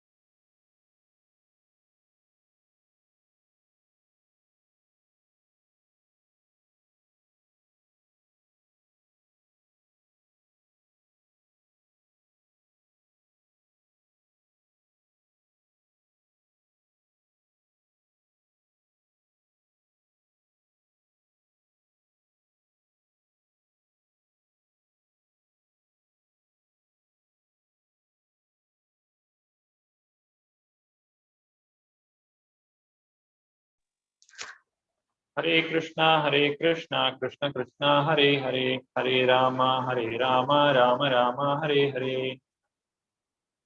ಕ್ಷಮಿಸಿ, ನೆಟ್ವರ್ಕ್ ನಿಂದಾಗಿ ಸ್ವಲ್ಪ ಸಮಸ್ಯೆ ಆಗಿತ್ತು.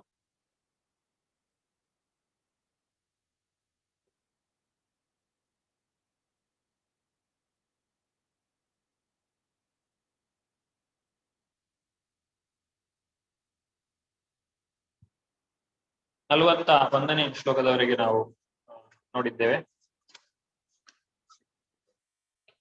ಮೊದಲನೇ ಅಧ್ಯಾಯದ 41ನೇ ಶ್ಲೋಕ.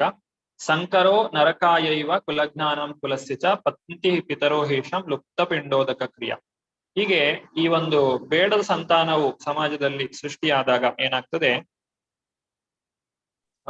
ಬೇಡದ ಜನರ ಸಂಖ್ಯೆ ಹೆಚ್ಚಿದರೆ ಅದು ಸಂಸಾರದ ಬದುಕನ್ನು ಮತ್ತು ಸಂಸಾರದ ಸಂಪ್ರದಾಯವನ್ನು ನಾಶಗೊಳಿಸಿದವರ ಬದುಕನ್ನು ನರಕ ಸದೃಶ ಮಾಡುತ್ತದೆ. ಇಂತಹ ಭ್ರಷ್ಟ ಸಂಸಾರಗಳ ಪೂರ್ವಿಕರು ಪತನ ಹೊಂದುತ್ತಾರೆ, ಏಕೆಂದರೆ ಅವರಿಗಾಗಿ ನಡೆಯಬೇಕಾದ ಪಿಂಡೋದಕ ಕ್ರಿಯೆಗಳು ಸಂಪೂರ್ಣವಾಗಿ ನಿಂತು ಹೋಗುತ್ತದೆ. ಈ ವರ್ಣಸಂಕರಕಾರಕವಾದಂತಹ ಜನರು ಏನಿದ್ದಾರೆ ಅವರು ಈ ಒಂದು ಪಿಂಡೋದಕ ಕ್ರಿಯೆಯನ್ನ ಮಾಡುವುದಿಲ್ಲ. ಅಂದ್ರೆ ಪಿತೃಗಳಿಗೆ ತರ್ಪಣವನ್ನ ಅವರು ನೀಡುವುದಿಲ್ಲ. ಹರೇ ಕೃಷ್ಣ ಪ್ರಭುಜಿ, ಸ್ಕ್ರೀನ್ ಶೇರ್ ಆಗ್ಲಿಲ್ಲ.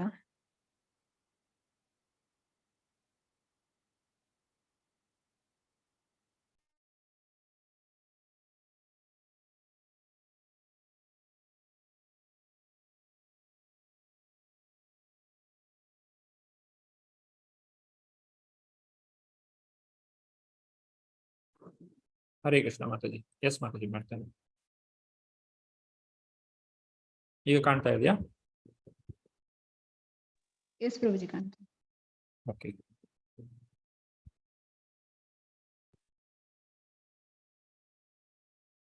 ನೆಟ್ವರ್ಕ್ ಇಂದ ಸಮಸ್ಯೆ ಇರೋದ್ರಿಂದ ನಾನು ಇಂಟರ್ನೆಟ್ ಇದು ವಿಡಿಯೋ ಆಫ್ ಮೇಲೆ ಇಡ್ತೇನೆ.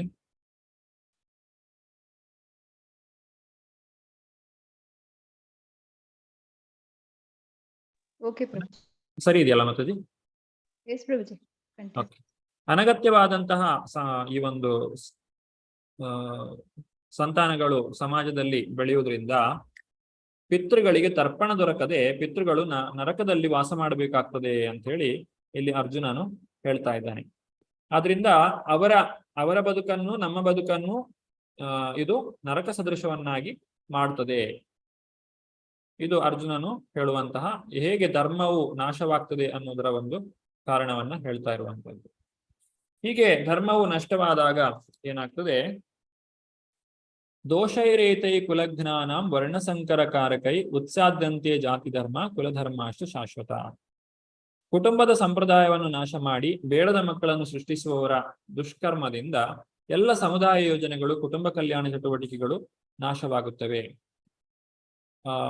ಕುಟುಂಬ ಸಂಪ್ರದಾಯದ ಅಂದ್ರೆ ಈಗ ಏನು ಬ್ರಾಹ್ಮಣ ವರ್ಗದವರು ಏನೆಲ್ಲ ಧರ್ಮವನ್ನ, ಸಂಸ್ಕಾರವನ್ನ ನಡೆಸಿಕೊಂಡು ಬರ್ತಾ ಇದ್ದಾರೆ ಅದು ನಾಶವಾಗ್ತದೆ. ಹಾಗೆಯೇ ಕ್ಷತ್ರಿಯರು ನಡೆಸುವಂತಹ ಒಂದು ಕಾರ್ಯಗಳು ಅಥವಾ ವೈಶ್ಯರು, ಶೂದ್ರರು ಇವರೆಲ್ಲ ತಮ್ಮದೇ ಆದಂತಹ ಒಂದು ಕುಟುಂಬ ಸಂಪ್ರದಾಯಗಳನ್ನ ನಡೆಸ್ತಾ ಬರ್ತಾ ಇರ್ತಾರೆ. ಅದನ್ನ ತಿಳಿಸಿಕೊಡ್ಲಿಕ್ಕೆ, ಮುಂದಿನ ಜನಾಂಗಕ್ಕೆ ತಿಳಿಸಿಕೊಡ್ಲಿಕ್ಕೆ ಅಲ್ಲಿ ಯಾರೂ ಇರೋದಿಲ್ಲ. ಅಂತಹ ಒಂದು ಸಂದರ್ಭ ಬಂದಾಗ ಅದೆಲ್ಲವೂ ಕೂಡ ನಾಶವಾಗಿ ಹೋಯ್ತಷ್ಟೇ. ಮುಂದಿನ ಜನಾಂಗಕ್ಕೆ ಏನೂ ಕೂಡ ಗೊತ್ತಿಲ್ಲ ಅನ್ನುವಂತಹ ಒಂದು ಪರಿಸ್ಥಿತಿ ಬರ್ತದೆ. ಈ ವರ್ಣಾಶ್ರಮ ಧರ್ಮ ಸಂಪೂರ್ಣವಾಗಿ ನಾಶವಾಗ್ತದೆ. ಕೊನೆಯದಾಗಿ ಅರ್ಜುನ ಹೇಳ್ತಾನೆ, ಉತ್ಸನ್ನ ಕುಲ ಧರ್ಮಾಣಾಂ ಮನುಷ್ಯಾಣಾಂ ಜನಾರ್ದನ ನರಕೇ ನಿಯತಂ ವಾಸೋ ಭವತೀತ್ಯನು ಶುಶ್ರುಮ. ಜನರನ್ನು ಪಾಲಿಸುವ ಹೇ ಜನಾರ್ದನ, ಕುಟುಂಬದ ಸಂಪ್ರದಾಯವನ್ನು ನಾಶ ಮಾಡುವವರು ನರಕವಾಸಿಗಳಾಗುತ್ತಾರೆ ಎಂದು ಗುರು ಶಿಷ್ಯ ಪರಂಪರೆಯಿಂದ ಕೇಳಿದ್ದೇನೆ. ಇದು ಅರ್ಜುನ ಕೊನೆಯದಾಗಿ, ಕೃಷ್ಣ ನಾನು ಹೇಳ್ತಾ ಇರುವಂತದ್ದಲ್ಲ, ಇದು ಪರಂಪರೆಯಲ್ಲೇ ಹೇಳಿದ್ದಾರೆ ಈ ಒಂದು ವಿಷಯವನ್ನ. ಅಂದ್ರೆ ಏನು ವಿಷಯ? ಯಾರು ಕುಟುಂಬ ಸಂಪ್ರದಾಯವನ್ನ ನಾಶ ಮಾಡ್ತಾರೆ ಅವರು ನರಕವಾಸಿಗಳಾಗ್ತಾರೆ ಅಂತ ಹೇಳಿ. ಅಂದ್ರೆ ಇಲ್ಲಿ ಕುಟುಂಬ ಸಂಪ್ರದಾಯ ನಾಶ ಆಗ್ತದೆ ಅಂತೇಳಿ ಅರ್ಜುನನು ಮೊದಲೇ ನಿರ್ಧಾರ ಮಾಡಿರುವ ರೀತಿಯಲ್ಲಿ ನಮಗೆ ಕಾಣ್ತದೆ. ಈ ರೀತಿ ಅರ್ಜುನನು ಮಾತುಗಳನ್ನ ಹೇಳಿ ತನ್ನ ಮಾತುಗಳನ್ನ ತನ್ನ ಒಂದು 4 ಕಾರಣಗಳನ್ನ ಇಲ್ಲಿ ಹೇಳಿದ್ದಾನೆ. ಮೊದಲನೇ ಕಾರಣ, ಸ್ವಜನರು, ನನ್ನ ಜನರನ್ನ ನಾನು ಸಾಯಿಸ್ಲಿಕ್ಕೆ ಇಷ್ಟಪಡುವುದಿಲ್ಲ ಕೃಷ್ಣ. ಎರಡನೇದಾಗಿ, ನನಗೆ ಈ ಯುದ್ಧ ಮಾಡೋದ್ರಿಂದ ಯಾವುದೇ ಸಂತೋಷವು ದೊರಕಲಿಕ್ಕೆ ಸಾಧ್ಯ ಇಲ್ಲ. ಹಾಗೆ ಮೂರನೇದಾಗಿ, ಪಾಪಗಳು, ನಮಗೆ ಪಾಪ ಬರ್ತದೆ, ಪಾಪ ಪ್ರತಿಕ್ರಿಯೆಯು ಬರ್ತದೆ. ಇಷ್ಟೊಂದು ಜನರನ್ನ ನಾವು ಹತ್ಯೆ ಮಾಡ್ತೇವೆ, ಅದರಿಂದ ನಮಗೆ ಪಾಪ ಉಂಟಾಗ್ತದೆ. ಕೊನೆಯದಾಗಿ, ಈ ಕುಟುಂಬ ಸಂಪ್ರದಾಯಗಳೆಲ್ಲ ನಾಶವಾಗಿ ಹೋಗ್ತದೆ ಅಂತ ಹೇಳಿ ಅರ್ಜುನನು 4 ಕಾರಣಗಳನ್ನ ಕೃಷ್ಣನ ಮುಂದೆ ಇಡ್ತಾನೆ. ಆಮೇಲೆ ತನ್ನ ನಿರ್ಧಾರವನ್ನು ಕೂಡ ಕೃಷ್ಣ ಮುಂದೆ ಹೇಳ್ತಾನೆ. ಅರ್ಜುನ ಏನ್ ಹೇಳ್ತಾನೆ? ಅಹೋಬತ ಮಹತ್ ಪಾಪಂ ಕರ್ತುಂ ವ್ಯವಸಿತ ವಯಂ ಯದ್ರಾಜ್ಯ ಸುಖಲೋಭೇನ ಹಂತುಂ ಸುಜನ ಮುದ್ಯತ. ಅಯ್ಯೋ, ಮಹತ್ತಾದ ಪಾಪ ಕಾರ್ಯಗಳನ್ನು ಮಾಡಲು ನಾವು ಸಿದ್ಧತೆ ಮಾಡಿಕೊಳ್ಳುತ್ತಿದ್ದೇವೆ ಎನ್ನುವುದು ಎಂತಹ ಆಶ್ಚರ್ಯಕರ ಸಂಗತಿ. ರಾಜ್ಯ ಸುಖದ ಲೋಭದಿಂದಾಗಿ ನಾವು ಸ್ವಜನರನ್ನು ಕೊಲ್ಲಲು ಸಂಕಲ್ಪ ಮಾಡಿದ್ದೇವೆ. ಈ ರೀತಿ ಅರ್ಜುನನು ತನ್ನ ಒಂದು ಗೊಂದಲವನ್ನ ಶ್ರೀಕೃಷ್ಣನ ಮುಂದೆ ಇಡ್ತಾ ಇದ್ದಾನೆ. ನಂತರ ಅರ್ಜುನನು ತನ್ನ ನಿರ್ಧಾರವನ್ನ ಇಲ್ಲಿ ಹೇಳ್ತಾ ಇದ್ದಾನೆ. ಅಯ್ಯೋ, ನಾವು ಒಂದು ಎಷ್ಟು ದೊಡ್ಡ ತಪ್ಪನ್ನ ಮಾಡ್ತಾ ಇದ್ದೇವೆ, ನಮಗೆ ಗೊತ್ತೇ ಆಗ್ತಾ ಇಲ್ವಲ್ಲ. ಯದಿ ಮಾಂ ಅಪ್ರತಿಕಾರಂ ಅಶಸ್ತ್ರಂ ಶಸ್ತ್ರಪಾಣಯಃ ಧಾತರಾಷ್ಟ್ರೇ ರಣೇ ಹನ್ಯು ತನ್ಮೇ ಕ್ಷೇಮತರಂ ಭವೇತ್. ಶಸ್ತ್ರವಿಲ್ಲದ ಮತ್ತು ಪ್ರತೀಕಾರ ಮಾಡದಿರುವ ನನ್ನನ್ನು ಶಸ್ತ್ರಪಾಣಿಗಳಾದ ಧೃತರಾಷ್ಟ್ರನ ಪುತ್ರರು ರಣಭೂಮಿಯಲ್ಲಿ ಕೊಂದರೆ ಅದು ನನಗೆ ಒಳ್ಳೆಯದೇ. ಇಲ್ಲಿ ಅರ್ಜುನ ಹೇಳುದು, ಒಂದು ವೇಳೆ ಅರ್ಜುನ ಈ ಒಂದು ಶಸ್ತ್ರವನ್ನ ಕೈಗೆ ಎತ್ತಿಕೊಳ್ಳದೇ ಇದ್ರೆ ಏನಾಗುತ್ತದೆ, ಶತ್ರು ಪಕ್ಷದವರು ಬಂದು ಅರ್ಜುನನ ಮೇಲೆ ಆಕ್ರಮಣ ಮಾಡಿ ಅವನನ್ನ ಸಾಯಿಸ್ತಾರೆ. ಇದು ಕೂಡ ಒಳ್ಳೆಯದೇ ಅಂತ ಹೇಳ್ತಾನೆ. ಅಂದ್ರೆ ಅವರನ್ನ ನಾನು ಸಾಯಿಸುವುದಕ್ಕಿಂತ ಅವರೇ ನನ್ನನ್ನು ಸಾಯಿಸಿದ್ರೆ ಒಳ್ಳೆಯದು. ಇದು ಹೇಗೆ ಅಂದ್ರೆ, ಒಂದು ಕುಟುಂಬದಲ್ಲಿ ಹೇಗೆ ಅಂದ್ರೆ, ನಮ್ಮ ಹಿರಿಯರ ಮುಂದೆ ನಾವು ಸೋತ್ರೆ ಅದು ನಮಗೆ ಬೇಸರದ ಸಂಗತಿ ಅಲ್ಲ, ಅದು ನಮಗೆ ಸಂತೋಷದ ಸಂಗತಿ. ಯಾಕಂದ್ರೆ ಅದರಿಂದ ಅವರಿಗೆ ಸಂತೋಷವಾಗ್ತದೆ. ಅಜ್ಜನ ಮುಂದೆ ಮೊಮ್ಮಗ ಸೋತ್ರೆ ಅದು ಮೊಮ್ಮಗನಿಗೆ ಸಂತೋಷ, ಮೊಮ್ಮನಿಗೆ ನಾನು ಸೋತೆ ಅಂತೇಳಿ ಬೇಸರ ಇಲ್ಲ. ಹಾಗೆ ಅಜ್ಜನು ಮೊಮ್ಮಗನ ಮುಂದೆ ತಾನು ಸೋತ್ರೆ ಅಜ್ಜನಿಗೆ ಸಂತೋಷ, ನನ್ನ ಮೊಮ್ಮಗನಿಗೆ ನಾನು ಸೋತು ಹೋದೆ ಅಂತೇಳಿ. ಈ ರೀತಿ ಸಂಬಂಧದಲ್ಲಿ ನಾವು ಸೋಲುವುದರಿಂದ ಗೆಲುವನ್ನ ಪಡೆಯುತ್ತೇವೆ. ಆ ರೀತಿಯಾಗಿ ಅರ್ಜುನ ಹೇಳುವುದು, ನನ್ನದೇ ಜನರ ಮುಂದೆ ನಾನು ಸೋತ್ರೆ, ನನ್ನವರ ಕೈಯಿಂದಲೇ ನಾನು ಸತ್ತರೆ ಅದರಿಂದ ನನಗೆ ಒಳ್ಳೆಯದು. ಈ ರೀತಿ ಯುದ್ಧ ಮಾಡಲಿಕ್ಕೆ ನಾನು ತಯಾರಿಲ್ಲ ಅಂತ ಹೇಳ್ತಾನೆ. ಆಮೇಲೆ ಅರ್ಜುನ ಏನು ಮಾಡ್ತಾನೆ ಅನ್ನೋದನ್ನ ಸಂಜಯನು ಮುಂದುವರಿಸಿ ಹೇಳ್ತಾನೆ. ಏನು ಮಾಡ್ತಾನೆ, ಇಷ್ಟೆಲ್ಲ ಹೇಳಿದ ನಂತರ ಅರ್ಜುನ ಹೇಳಿದಂತಹ ಮಾತು, ಏವಮುಕ್ತ್ವಾರ್ಜುನ ಸಂಖ್ಯೆ ರಥೋಪಸ್ತವುಪಾವಿಶತ್ ವಿಸೃಜ್ಯ ಸಶರಂ ಚಾಪಂ ಶೋಕ ಸಂವಿಘ್ನ ಮಾನಸಃ. ಸಂಜಯನು ಹೇಳಿದನು, ರಣಭೂಮಿಯಲ್ಲಿ ಅರ್ಜುನನು ಹೀಗೆ ಹೇಳಿ ತನ್ನ ಬಿಲ್ಲು ಬಾಣಗಳನ್ನು ಬದಿಗಿಟ್ಟು ದುಃಖ ಪರವಶನಾಗಿ ರಥದಲ್ಲಿ ಕುಳಿತುಕೊಂಡನು. ಅರ್ಜುನನು ಕೃಷ್ಣನಲ್ಲಿ ಹೇಳ್ತಾನೆ, ಕೃಷ್ಣ, ನನಗೆ ಯುದ್ಧ ಮಾಡ್ಲಿಕ್ಕೆ ಇಷ್ಟ ಇಲ್ಲ, ನಾನು ಈ ಬಿಲ್ಲು ಬಾಣಗಳನ್ನೆಲ್ಲ ಬದಿಗಿಡ್ತಾ ಇದ್ದೇನೆ ಅಂತ ಹೇಳಿ ತುಂಬಾ ದುಃಖದಿಂದ ರಥದಲ್ಲಿ ಕುಳಿತು ಬಿಡ್ತಾನೆ. ಈ ರೀತಿ ಇಷ್ಟಕ್ಕೆ ಮೊದಲನೇ ಅಧ್ಯಾಯವು ಸಮಾಪ್ತಿ ಆಗ್ತದೆ. ಇಲ್ಲಿ ಯುದ್ಧದಲ್ಲಿ ಯಾರು ಜಯಗಳಿಸಬಹುದು ಅನ್ನೋದನ್ನ ನಾವೊಂದು ಅವಲೋಕನ ಮಾಡಿ ನೋಡಬಹುದು. ಮೊದಲನೇದಾಗಿ, ಈ ಯುದ್ಧದಲ್ಲಿ ಯುದ್ಧವು ನಡೀತಾ ಇರುವಂತಹ ಸ್ಥಳ ಅದು ಯಾವುದು ಅಂತ ಹೇಳಿದ್ರೆ, ಅದು ಧರ್ಮಕ್ಷೇತ್ರವಾದಂತಹ ಕುರುಕ್ಷೇತ್ರದಲ್ಲಿ. ಧರ್ಮಕ್ಷೇತ್ರದಲ್ಲಿ ಅಧರ್ಮವು ಜಯಗಳಿಸಲಿಕ್ಕೆ ಸಾಧ್ಯ ಇಲ್ಲ. ಹಾಗಾಗಿ ಈ ಯುದ್ಧದಲ್ಲಿ ಯಾರು ಧರ್ಮಿಗಳಾಗಿದ್ದಾರೋ, ಯಾರು ಧರ್ಮವನ್ನ ಪಾಲನೆ ಮಾಡಿದ್ದಾರೋ, ಧರ್ಮವನ್ನ ರಕ್ಷಣೆ ಮಾಡಿದ್ದಾರೋ ಅವರೇ ಖಂಡಿತವಾಗಿಯೂ ಕೂಡ ಜಯಗಳಿಸುವವರು. ಹಾಗೆಯೇ ಅರ್ಜುನ ಮತ್ತು ಶ್ರೀಕೃಷ್ಣ ಕುಳಿತಿರುವಂತಹ ರಥ ಅದು ಯಾವ ರೀತಿಯದ್ದು, ಅದು ಅಗ್ನಿರಥ. ಅಗ್ನಿರಥದಲ್ಲಿ ಅವರು ಕುಳಿತಿದ್ದಾರೆ. ಸ್ವತಃ ಅಗ್ನಿದೇವನೇ ಕೊಟ್ಟಿರುವಂತಹ ರಥ.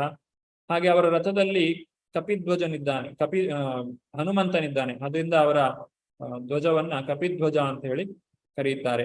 ಹನುಮಂತನು ಭೀಮನಿಗೆ ಕೊಟ್ಟಂತಹ ಒಂದು ವರ. ಭೀಮನು ಸೌಗಂಧಿಕ ಪುಷ್ಪವನ್ನ ತರಲಿಕ್ಕೆ ಅಂತೇಳಿ ಹೋದಾಗ, ದ್ರೌಪದಿಗೋಸ್ಕರ ತರಲಿಕ್ಕೆ ಹೋದಾಗ ಅಲ್ಲಿ ಹನುಮಂತನನ್ನ ಭೇಟಿ ಮಾಡ್ತಾನೆ. ಹನುಮಂತನು ಭೀಮನನ್ನ ಮೊದಲು ಪರೀಕ್ಷೆ ಮಾಡ್ತಾನೆ, ನಂತರ ಭೀಮನಿಗೆ ಒಂದು ವರವನ್ನು ಕೊಡ್ತಾನೆ. ಏನಂತ ಹೇಳಿದ್ರೆ, ಅರ್ಜುನನು ಮುಂದಕ್ಕೆ ಮಹಾಭಾರತ ಯುದ್ಧವನ್ನ ಮಾಡಿದಾಗ ಅದರಲ್ಲಿ ನಾನು ಆ ರಥದ ಒಂದು ಧ್ವಜದಲ್ಲಿ ಇರುತ್ತೇನೆ, ಮತ್ತು ಶತ್ರು ಪಕ್ಷದ ಮೇಲೆ ಅರ್ಜುನನು ದಾಳಿ ಮಾಡಿದಾಗ ನಾನು ಒಂದು ಘೋರವಾದಂತಹ ಶಬ್ದವನ್ನ ಮಾಡುವ ಮೂಲಕ ಅವರಿಗೆ ಭಯವನ್ನ ಹುಟ್ಟಿಸ್ತೇನೆ ಅಂತ ಹೇಳ್ತಾರೆ. ಆ ರಾಮಾಯಣದ ಯುದ್ಧದಲ್ಲಿ ಆಂಜನೇಯನು ಬಹಳ ವೀರಾವೇಶದಿಂದ ಯುದ್ಧವನ್ನ ಮಾಡಿ ಯುದ್ಧದಲ್ಲಿ ಗೆದ್ದಿದ್ದಾನೆ. ಹಾಗೆ ಅಲ್ಲಿ ಶ್ರೀರಾಮನಾಗಿದ್ದಂತಹ ಶ್ರೀಕೃಷ್ಣನೂ ಇದ್ದಾನೆ, ಅಲ್ಲಿದ್ದಂತಹ ಹನುಮನು ಇಲ್ಲಿ ಧ್ವಜದಲ್ಲಿದ್ದಾನೆ. ಹಾಗಾಗಿ ಖಂಡಿತವಾಗಿಯೂ ಅರ್ಜುನನಿಗೆ ಜಯವು ಖಂಡಿತ ಅಂತ ಹೇಳಿ ನಾವು ಅರ್ಥ ಮಾಡಿಕೊಳ್ಬೇಕು. ಹಾಗೆ ಶಂಖನಾದವಾದಾಗ ಭೀಷ್ಮರ ಶಂಖನಾದಕ್ಕೆ ಅಷ್ಟೊಂದು ಮಹತ್ವವನ್ನು ಕೊಡ್ಲಿಲ್ಲ. ಆದ್ರೆ ಇಲ್ಲಿ ಪಾಂಡವರ ಶಂಖನಾದ ಉಂಟಾದಾಗ ಎಲ್ಲ ದುರ್ಯೋಧನಾದಿಗಳ ಹೃದಯವನ್ನ ಅದು ಚೂರು ಚೂರು ಮಾಡಿದೆ. ನಂತರ ಅರ್ಜುನನಲ್ಲಿರುವಂತಹ ಗಾಂಡೀವ ಏನಿದೆ, ಅದು ಯಾವತ್ತೂ ಸೋಲನ್ನ ಕಂಡಂತಹ ಗಾಂಡೀವ ಅಲ್ಲ. ಅದು ಯಾವಾಗ್ಲೂ ಕೂಡ ಗೆಲುವನ್ನೇ ತಂದುಕೊಡುವಂತಹ ಒಂದು ಗಾಂಡೀವವಾಗಿದೆ. ಹಾಗೆ ದುರ್ಯೋಧನನ ಬಾಯಿಂದ ಬಂದಂತಹ ಮಾತು ತ್ಯಕ್ತ ಜೀವಿತ ಅಂತ ಹೇಳಿ, ನನಗೋಸ್ಕರ ಸಾಯ್ಲಿಕ್ಕೆ ಬಂದಿದ್ದಾರೆ ಇಲ್ಲಿ ಅಂತ ಹೇಳಿ ದುರ್ಯೋಧನನು ಹೇಳಿದಂತಹ ಮಾತು. ಮತ್ತು ಈ ಒಂದು ಮಹಾಭಾರತ ಯುದ್ಧವು ಪ್ರಾರಂಭವಾದಂತಹ ದಿನ, ಈ ಭಗವದ್ಗೀತೆಯನ್ನು ಹೇಳಿದಂತಹ ದಿನ, ಅದು ಮೋಕ್ಷದ ಏಕಾದಶಿಯ ದಿವಸ. ಹೇಳಿರುವಂತಹ ಒಂದು ಉತ್ತಮವಾದ ಒಂದು ಸಂದರ್ಭದಲ್ಲಿ ಹೇಳಿರುವಂತಹ ಮಾತು ಈ ಒಂದು ಭಗವದ್ಗೀತೆ. ಹಾಗೆ ಭಗವದ್ಗೀತೆಯ ಕೊನೆಗೆ ಈ ಸಂಜಯನೇ ಹೇಳುವಂತಹ ಮಾತು, ಯತ್ರ ಯೋಗೇಶ್ವರವು ಕೃಷ್ಣ ಯತ್ರ ಪಾರ್ಥೋ ಧನುರ್ಧರ ತತ್ರ ಶ್ರೀ ವಿಜಯೀ ಭೂತಿ ಧ್ರುವಾನೀತಿ ಮತಿರ್ಮಮ. ಎಲ್ಲಿ ಶ್ರೀಕೃಷ್ಣನಿದ್ದಾನೋ, ಎಲ್ಲಿ ಅರ್ಜುನನಿದ್ದಾನೋ ಅಲ್ಲಿ ಆ ವಿಜಯವು ಖಂಡಿತವಾಗಿಯೂ ಇದೆ ಅಂತ ಹೇಳ್ತಾನೆ. ಹಾಗೆ ಜಯಸ್ತು ಪಾಂಡುಪುತ್ರಾಣ ಯೇಷಾಂ ಪಕ್ಷೇ ಜನಾರ್ದನ, ಎಲ್ಲಿ ಶ್ರೀಕೃಷ್ಣನಿದ್ದಾನೋ ಅಲ್ಲೇ ಖಂಡಿತವಾಗಿಯೂ ಜಯವು ಇದೆ ಅಂತ ಹೇಳ್ತಾರೆ.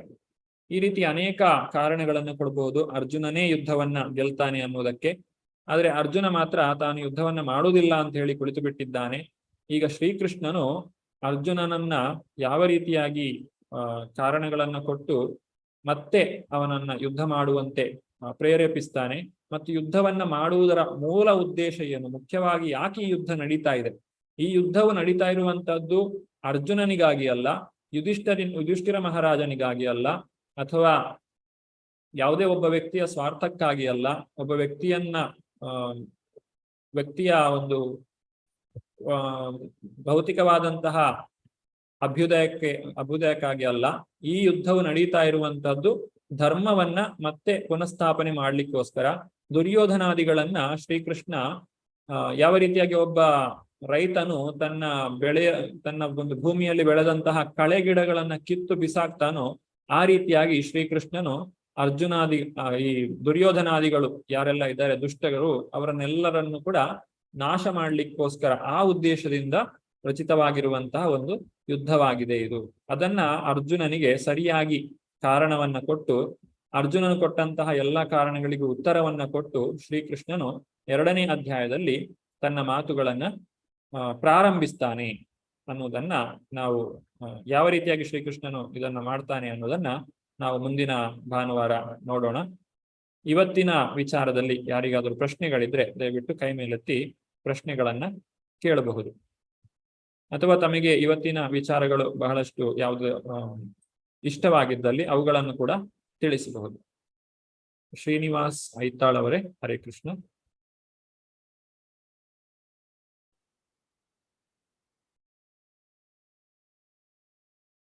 ಅನ್ಮ್ಯೂಟ್ ಮಾಡ್ಕೊಳ್ಳಿ.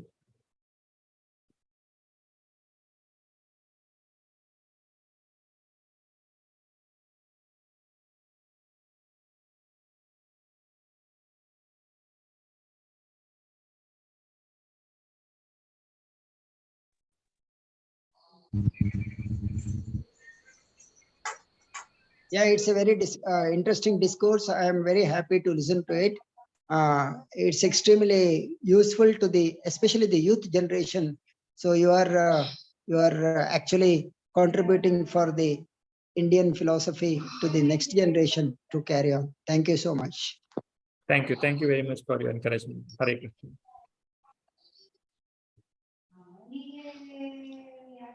ಬೇರೆ ಯಾರಿಗಾದ್ರೂ? ಹರೇ ಶ್ರೀನಿವಾಸ, ನಾನು ಹೈದರಾಬಾದಿಂದ ಕೇಳ್ತಿದ್ದೀನಿ ದಾಸ್ರೆ. ಏನಿಲ್ಲ, ವರ್ಣ ಸಂಕರದ ಬಗ್ಗೆ ಕೃಷ್ಣ ಏನ್ ಆನ್ಸರ್ ಮಾಡಿದ ಅನ್ನೋದು ತಿಳ್ಕೊಬೇಕಾಗಿತ್ತು ನಾನು. ಮುಂದಿನ ವಾರದಲ್ಲಿ ಹೇಳ್ತೇವೆ ಮಾತಾಜಿ. 2ನೇ ಅಧ್ಯಾಯದಲ್ಲಿ ಇದಕ್ಕೆ ಉತ್ತರ ಬರ್ತದೆ.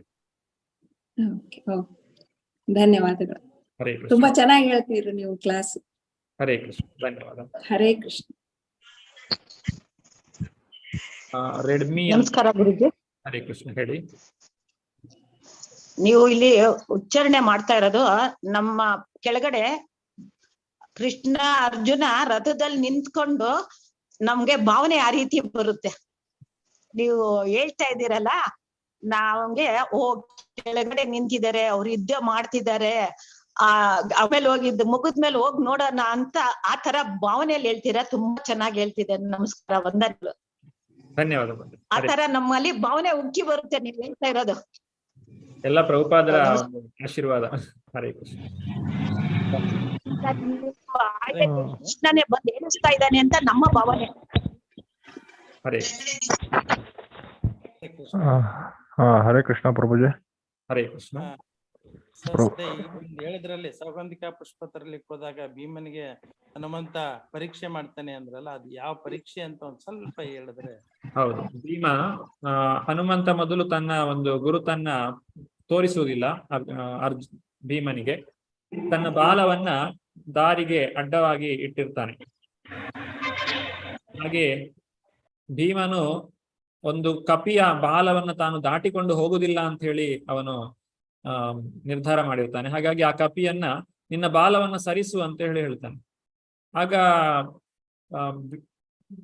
ಕಪಿ ಇವನು ಹನುಮಂತ ಏನು ಹೇಳ್ತಾನೆ, ಆಂಜನೇಯ, ನನಗೆ ತುಂಬಾ ವಯಸ್ಸಾಗಿದೆ, ನನ್ನ ಬಾಲವನ್ನು ನನಗೆ ಅಲುಗಾಡಿಸ್ಲಿಕ್ಕೆ ಕೂಡ ಸಾಧ್ಯ ಇಲ್ಲ, ನೀನೇ ಅದನ್ನು ಎತ್ತಿ ಪಕ್ಕಕ್ಕಿಡು ಅಂತ ಹೇಳ್ತಾನೆ. ಆಗ ಭೀಮ ಬಾಲವನ್ನು ಎತ್ತಲಿಕ್ಕೆ ಹೋಗ್ತಾನೆ, ಆದ್ರೆ ಆ ಬಾಲವನ್ನು ಎತ್ತಲಿಕ್ಕೆ ಕೂಡ ಅವನಿಗೆ ಸಾಧ್ಯ ಆಗುದಿಲ್ಲ. ಅಷ್ಟೊಂದು, ಯಾಕಂದ್ರೆ ಹನುಮಂತ ಅಂತ ಹೇಳಿದ್ರೆ ಸಾಮಾನ್ಯ ವ್ಯಕ್ತಿ ಅಲ್ಲ.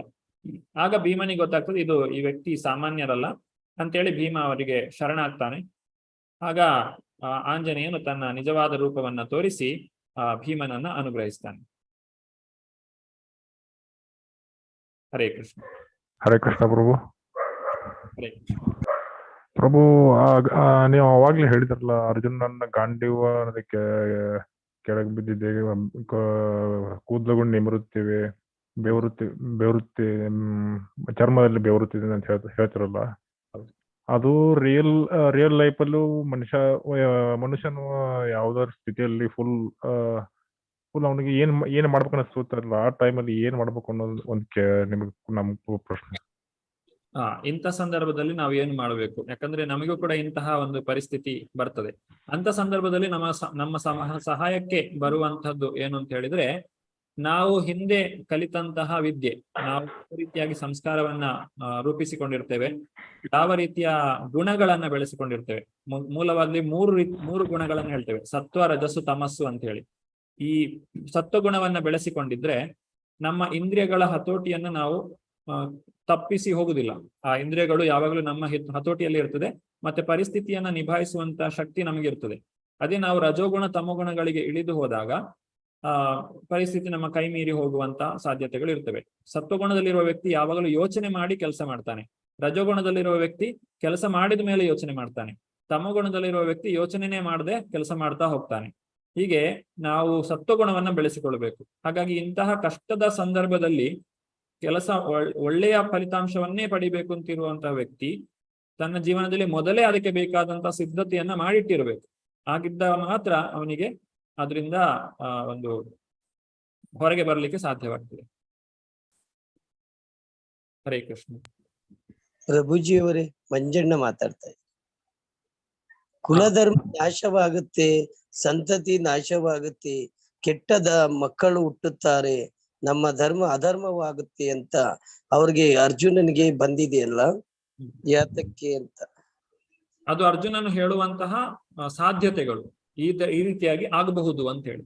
ಈ ಯುದ್ಧ ನಡೆದರೆ ಅದು ಆಗುತ್ತದೆ ಅಂತ ಅಲ್ಲ, ಈ ರೀತಿಯಾಗಿ ಆಗಬಹುದು ಅಂತ ಹೇಳಿ ಅವನು ಭಯದಿಂದ ಹೇಳುವಂತದ್ದು. ಅಂದರೆ ಇನ್ನ ಜ್ಞಾನೋದಯ ಆಗಿರಲ್ಲ. ಇದು ಅಧರ್ಮ ಆಗುತ್ತೆ ಅಂತ ಗೊತ್ತಾಗುತ್ತೆ ಅವ್ರಿಗೆ, ಕೆಟ್ಟದ್ದು ಅಂತ ಗೊತ್ತಾಗುತ್ತೆ. ಅರ್ಜುನನ್ಗೆ ಹಿಂಗ ಆಗ್ಬಿಡುತ್ತೆ ಅಂತ ಭಯ. ಅಂದ್ರೆ ಈ ತರ ಯುದ್ಧ ನಡೆದ್ರೆ ನಮ್ಗೆ ತೊಂದರೆ ಆಗ್ಬಿಡುತ್ತೆ, ನಮ್ ಧರ್ಮ ನಾಶ ಆಗ್ಬಿಡುತ್ತೆ, ನಾಳೆ ಯಾರು ನೋಡ್ಕೊಳೋರಿಲ್ಲ ಅಂತ ಹೇಳ್ತಾರೆ.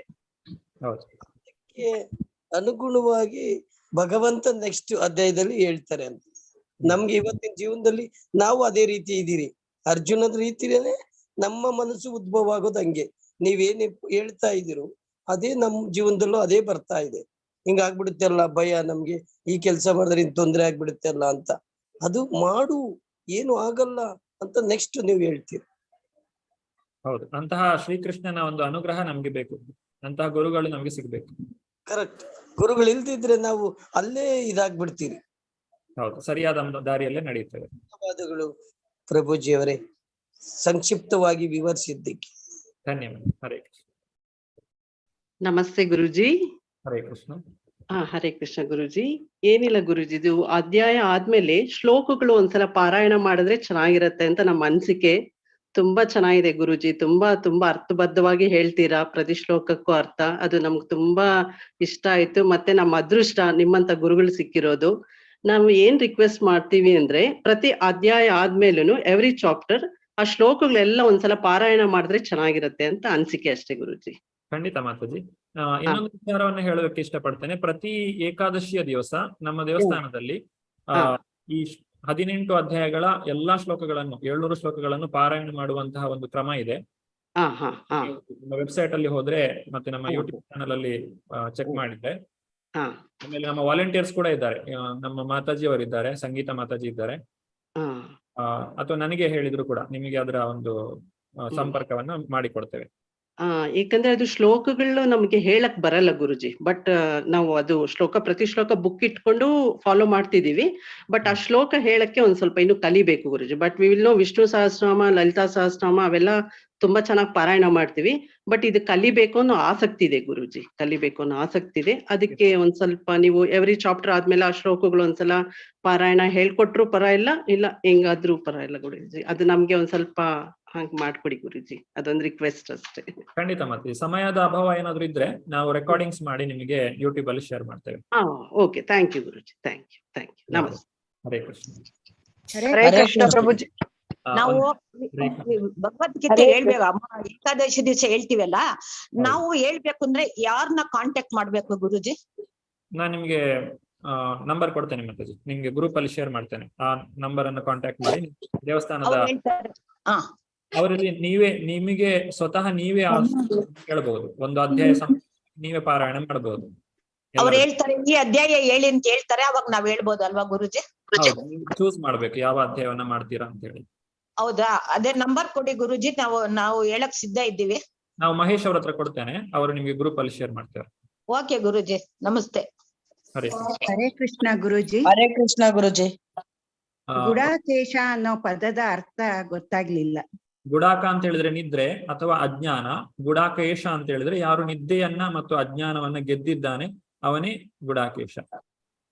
ಧನ್ಯವಾದಗಳು. ಹರೇ ಕೃಷ್ಣ. ಹರೇ ಕೃಷ್ಣ ಗುರುಜಿ. ಹರೇ ಕೃಷ್ಣ ಗುರುಜಿಯವರೇ, ಪ್ರಸ್ತುತ ಈಗಿನ ಕಾಲಮಾನಕ್ಕೆ ತಾವೇನು ಬೋಧನೆಯನ್ನು ಕೊಡ್ತಾ ಇದ್ದೀರಾ ಅದು ತುಂಬಾ ತುಂಬಾ ತುಂಬಾ ಅಗತ್ಯವಾಗಿದೆ. ಅದನ್ನ ನಾನು ಒಪ್ಕೊಳ್ತೀನಿ. ಆದ್ರೆ ಸಂಸ್ಕೃತದಲ್ಲಿ ಅಷ್ಟೊಂದು ಪ್ರಬಲವಾದಂತಹ ಒಂದು ನಾಲೆಡ್ಜ್ ಇಲ್ಲದೆ ಇರೋದ್ರಿಂದ ಕನ್ನಡದಲ್ಲಿ ತಾವೇನು ಮಾಹಿತಿಯನ್ನು ಕೊಡ್ತಾ ಇದ್ದೀರಾ ಅದು ತುಂಬಾ ಚೆನ್ನಾಗಿದೆ. ತುಂಬಾ ಈಗ ನಾನು ತಮ್ಮ ಇದಕ್ಕೆ ಸೇರ್ಕೊಂಡಿದ್ದು, ಕಾಲಾವಕಾಶ ಸಿಗ್ಲಿಲ್ಲ, ಕ್ಷಮೆ ಇರ್ಲಿ. ಮುಂದೆ ನಾನು ಸೇರ್ಕೊಳ್ತೀನಿ ಮತ್ತು ಹೆಚ್ಚು ಹೆಚ್ಚು ಈ ಒಂದು ನಮ್ಮ ಭಗವದ್ಗೀತೆ, ನಮ್ಮ ಸಂಸ್ಕೃತಿ, ನಮ್ಮ ಸಂಸ್ಕಾರ ಈ ಬಗ್ಗೆ ಜ್ಞಾನ ಕೊಡ್ತಾ ಇದ್ದೀರಾ. ಆ ಭಗವಂತ ತಮ್ಗೆ ಆಯುಷ್ಯ ಕೊಟ್ಟು ಈ ಒಂದು ಧರ್ಮ ಕಾರ್ಯವನ್ನ ಮುಂದುವರಿಸ್ಲಿಕ್ಕೆ ಆ ಭಗವಂತ ತಮಗೂ ಕೂಡ ಶಕ್ತಿ ಕೊಡ್ಲಿ ಅಂತ ನಾನು ಕೇಳ್ಕೊಡ್ತೀನಿ. ದಯವಿಟ್ಟು ಹೆಚ್ಚು ಹೆಚ್ಚು ಕನ್ನಡದಲ್ಲೇ ಮಾಹಿತಿಯನ್ನು ಕೊಡ್ಲಿಕ್ಕೆ ಅಂತ ನಾನು ತಮ್ಮಲ್ಲಿ ಪ್ರಾರ್ಥಿಸಿಕೊಳ್ತೇನೆ. ವಂದನೆಗಳು. ಖಂಡಿತ, ಧನ್ಯವಾದ. ಹರೇ ಕೃಷ್ಣ. ಧನ್ಯವಾದಗಳು. ಹರೇ ಕೃಷ್ಣ ಗುರುಗಳೇ. ಹರೇ ಕೃಷ್ಣ. ಹೇಳಿ.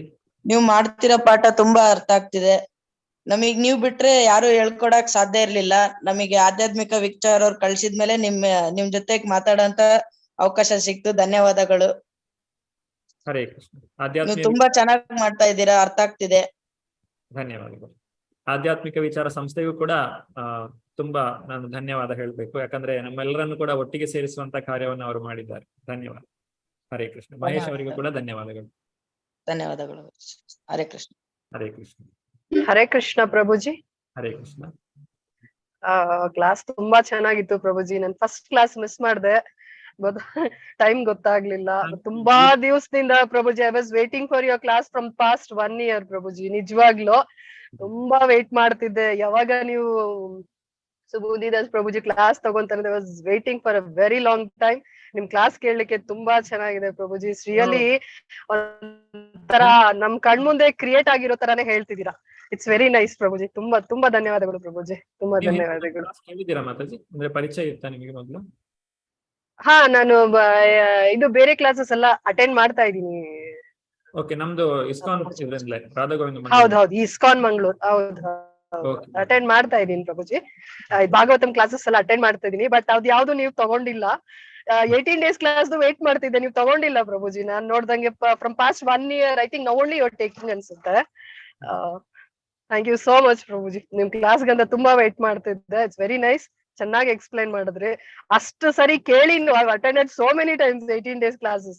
Every classes, Sangeetamaya Mataji class, ಮತ್ತೆ Sachidananda Das Prabhuji, Archana Mataji, everybody have attended. ನಿಮ್ದೊಂದು ಮಿಸ್ ಆಗಿತ್ತು, ನನಗೆ ನಿಮ್ಮಿಂದ ಕೇಳ್ಬೇಕಿತ್ತು. ನಾವು ಇವಾಗ ಅದು ಇದಾಗ್ತದೆ. ಧನ್ಯವಾದ. Thank you so much Prabhuji. Hare Krishna. Hare Krishna. Hare Krishna. Hare Krishna Mataji. Hare Krishna Prabhuji. Hare Krishna. Chance ಆಗಿ ತುಂಬಾ ಕ್ಲಾಸ್ ಕೇಳಿದ್ದೇನೆ ಬೇರೆ ಊರಿನಿಂದ, ಆದ್ರೆ ನಿಮ್ಮ ಕ್ಲಾಸ್ ತುಂಬಾ ಚೆನ್ನಾಗಿತ್ತು. ತುಂಬಾ ಅದೇ ಇದು ಕೃಷ್ಣ ಹೇಳಿದ ಹಾಗೆ ತುಂಬಾ ಚೆನ್ನಾಗಿ ನಮ್ಗೆ ಇದಾಯ್ತು. ಎಲ್ಲರ ನಿಮ್ಮ ಕ್ಲಾಸ್ ತುಂಬಾ ಚೆನ್ನಾಗಿತ್ತು. ಹರೇ ಕೃಷ್ಣ. ಹೀಗೆ ತುಂಬಾ ಕ್ಲಾಸ್ ಕೊಡ್ತಾ ಇದೆ ಅಂತ ದೇವರು ನಿಮಗೆ ಒಳ್ಳೇದು ಮಾಡಿ. ಹರೇ ಕೃಷ್ಣ. ಧನ್ಯವಾದ. ಹರೇ ಕೃಷ್ಣ. ಮಂಜುಳಾ ಮಾತಾಡಿ.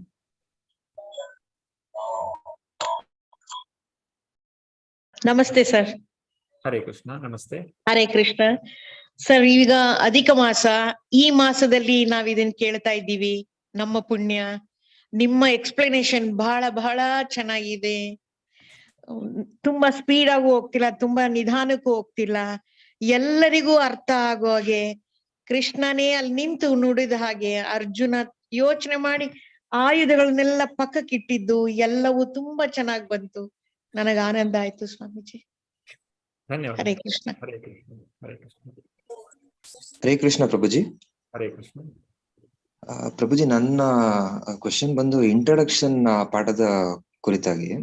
ಪ್ರಭುಜಿ, ಇಂಟ್ರಡಕ್ಷನ್ ಕ್ಲಾಸ್ ಅಲ್ಲಿ ಬುಕ್ ನಲ್ಲಿ ಮೆನ್ಷನ್ ಮಾಡಿದ್ದಾರೆ, ಅಂದ್ರೆ ಮೆನ್ಷನ್ ಆಗಿದೆ, ಈಗ ಕೃಷ್ಣ ಆಗ್ಲಿ ವಿಷ್ಣು ಆಗ್ಲಿ ಪರಮ ಪೂಜ್ಯ ದೇವರು ಅಂತ ನಾವು ಅರ್ಥ ಮಾಡ್ಕೊಂಡು ಓದಿದ್ರೆ ಮಾತ್ರ ನಮಗೆ ಭಗವದ್ಗೀತಾ ಅರ್ಥ ಆಗೋದು, ಅದು ನಮ್ಗೆ ಒಲಿಯೋದು ಅಂತ. ಗುರುಜಿ ಪ್ರಭುಜಿ, ನನಗೆ ಆ ಪಾಯಿಂಟ್ ಅರ್ಥ ಆಯ್ತು.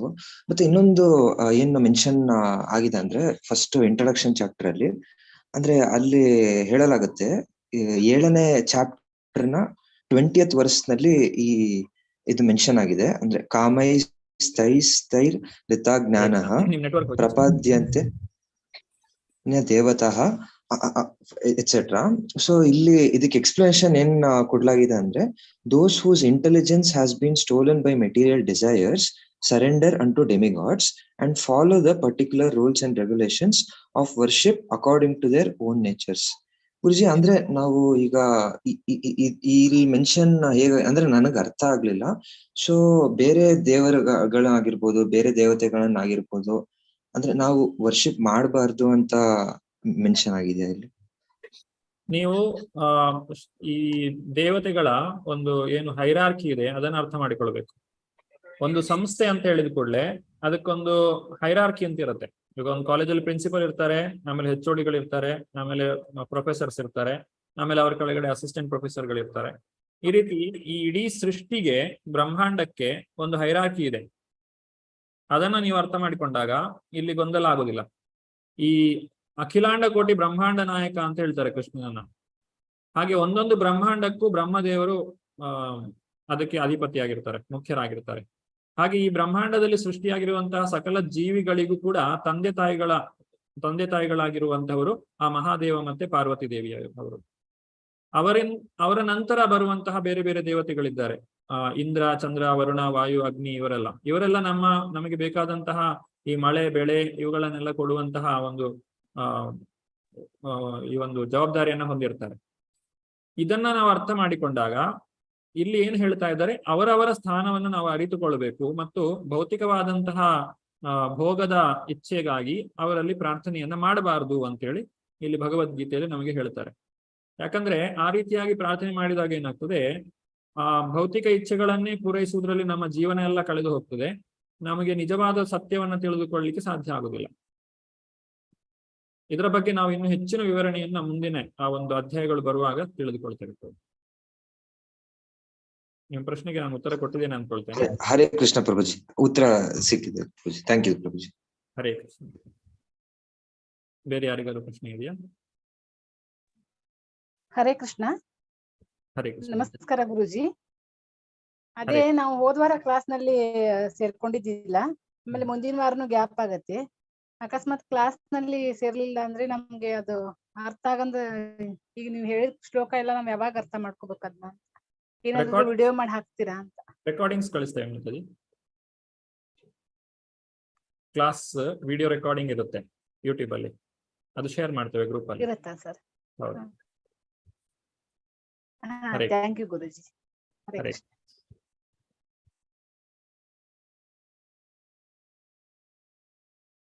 ವಸಂತ್ ಪೂಜಾರಿ ಅವರೇ, ಹರೇ ಕೃಷ್ಣ. ಫಸ್ಟ್ ಚಾಪ್ಟರ್ ನಮ್ಮದು ಮಿಸ್ ಆಗಿದೆ. ಈಗ ನಾವು ಎರಡನೇ ಸಲ ಫಸ್ಟ್ ಇರೋದು, ಅದು ಮೊದಲಿನದು ಗೊತ್ತಾಗ್ಲಿಲ್ಲ ನಮ್ಗೆ. ಯೂಟ್ಯೂಬ್ ಅಲ್ಲಿ ಹಾಕಿದ್ದೇವೆ, ನಾವು ಗ್ರೂಪ್ ಅಲ್ಲಿ ಹಾಕಿದ್ದೇವೆ.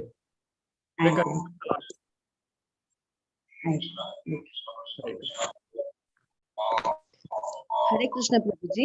ಹರೇ ಕೃಷ್ಣ. ಹಾ, ತುಂಬಾ ಚೆನ್ನಾಗಿತ್ತು ಪ್ರಭುಜಿ. ಮೊದಲನೇ ಅಧ್ಯಾಯ ತುಂಬಾ ಅರ್ಥವತ್ತಾಗಿತ್ತು. ತುಂಬಾ ಧನ್ಯವಾದಗಳು ಪ್ರಭುಜಿ. ಮತ್ತೆ ಇದು ಲಿಂಕ್ ನಂಗೆ ಡೈರೆಕ್ಟ್ ಆಗಿ ಬಂದಿಲ್ಲ ಪ್ರಭುಜಿ, ದಯವಿಟ್ಟು ನಂಗೆ ಡೈರೆಕ್ಟ್ ಆಗಿ ಲಿಂಕ್ ಕಳ್ಸೋದಕ್ಕೆ. ನೀವು ಆಧ್ಯಾತ್ಮ ವಿಚಾರದಲ್ಲಿ ಇದ್ದೀರಾ ಗ್ರೂಪ್ ಅಲ್ಲಿ? ಇಲ್ಲ ಪ್ರಭುಜಿ, ಅದು ಆಧ್ಯಾತ್ಮಿಕ ನಂಗೆ ಬೇರೆಯವ್ರ ಕಡೆಯಿಂದ ಬಂತು ಲಿಂಕ್, ಇವತ್ತಿಂದ ಮಾತ್ರ, ಅದಕ್ಕೆ ಪ್ರಭುಜಿ. ಮಹೇಶ್ ಅವರೇ, ಇವರದೊಂದು ನಂಬರ್ ನೋಟ್ ಮಾಡ್ಕೊಳ್ತೀರಾ?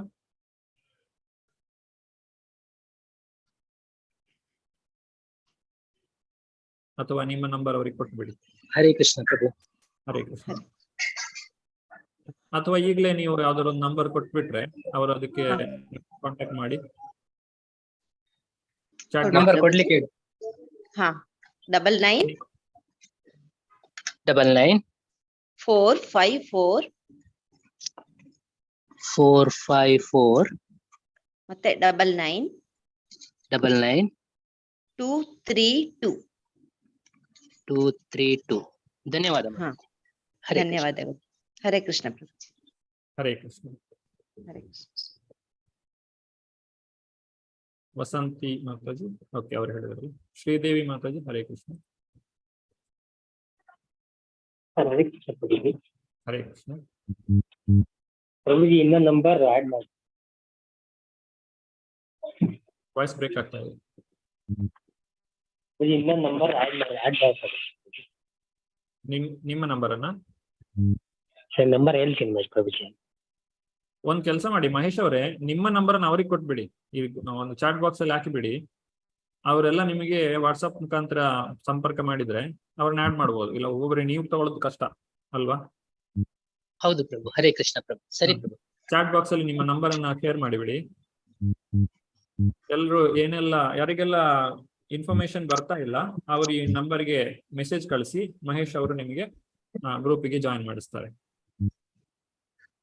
ಹರೇ ಕೃಷ್ಣ ಪ್ರಭುಜಿ. ಹರೇ ಕೃಷ್ಣ. ಮಹೇಶ್ ಅವರಿಗೆ ಹಾಕ್ತೀರಾ ಚಾಟ್ ಬಾಕ್ಸ್ ಅಲ್ಲಿ ನೀವು ನಿಮ್ಮ ನಂಬರ್ ಅನ್ನ?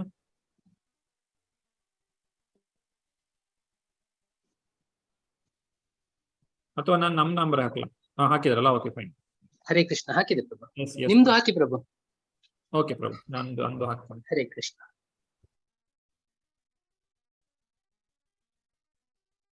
ಸೊ ಈ ಎರಡು ನಂಬರ್ ಅಲ್ಲಿ ನೀವು ಯಾವ್ದಕ್ಕಾದ್ರೂ ಸಂಪರ್ಕ ಮಾಡಬಹುದು. ನಿಮ್ಮನ್ನ ಏನು ಮಾಹಿತಿ ಬೇಕೋ ಅದಕ್ಕೆ ನಿಮಗೆ ಮಾಹಿತಿಯನ್ನ ಕೊಡ್ಲಾಗ್ತದೆ.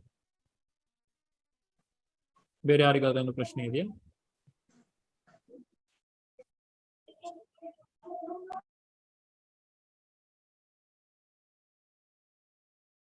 ಓಕೆ, ಯಾರಿಗೂ ಏನು ಒಂದಕ್ಕೆ ಪ್ರಶ್ನೆ ಇಲ್ಲ ಅಂತ ಹೇಳಿದ್ರೆ ಇವತ್ತಿನ ತರಗತಿಗೆ ಇಲ್ಲಿ ವಿರಾಮವನ್ನು ಕೊಡ್ತಾ ಇದ್ದೇನೆ. ಮತ್ತೆ ಮುಂದಿನ ಭಾನುವಾರ ಮತ್ತೆ ಭೇಟಿ ಆಗೋಣ. ಇವತ್ತಿನ ತರಗತಿಗೆ ಬಂದಂತಹ ಎಲ್ಲಾ ಭಕ್ತರಿಗೂ ಕೂಡ ಧನ್ಯವಾದಗಳು. ವಾಂಛಾ ಕಲ್ಪತರುಭ್ಯಶ್ಚ ಕೃಪಾ ಸಿಂಧುಭ್ಯ ಏವ ಚ ಪತಿತಾನಾಂ ಪಾವನೇಭ್ಯೋ ವೈಷ್ಣವೇಭ್ಯೋ ನಮೋ ನಮಃ. ಅನಂತ ಕೋಟಿ ವೈಷ್ಣವೃಂದ ಕಿ ಜೈ. ನಾಮಾಚಾರ್ಯ ಶ್ರೀ ಹರಿದಾಸ್ ಠಾಕುರ್ ಕಿ ಜೈ. ಧನ್ಯವಾದಗಳು. ಹರೇ ಕೃಷ್ಣ. ಹರೇ ಕೃಷ್ಣ ಪ್ರಭು.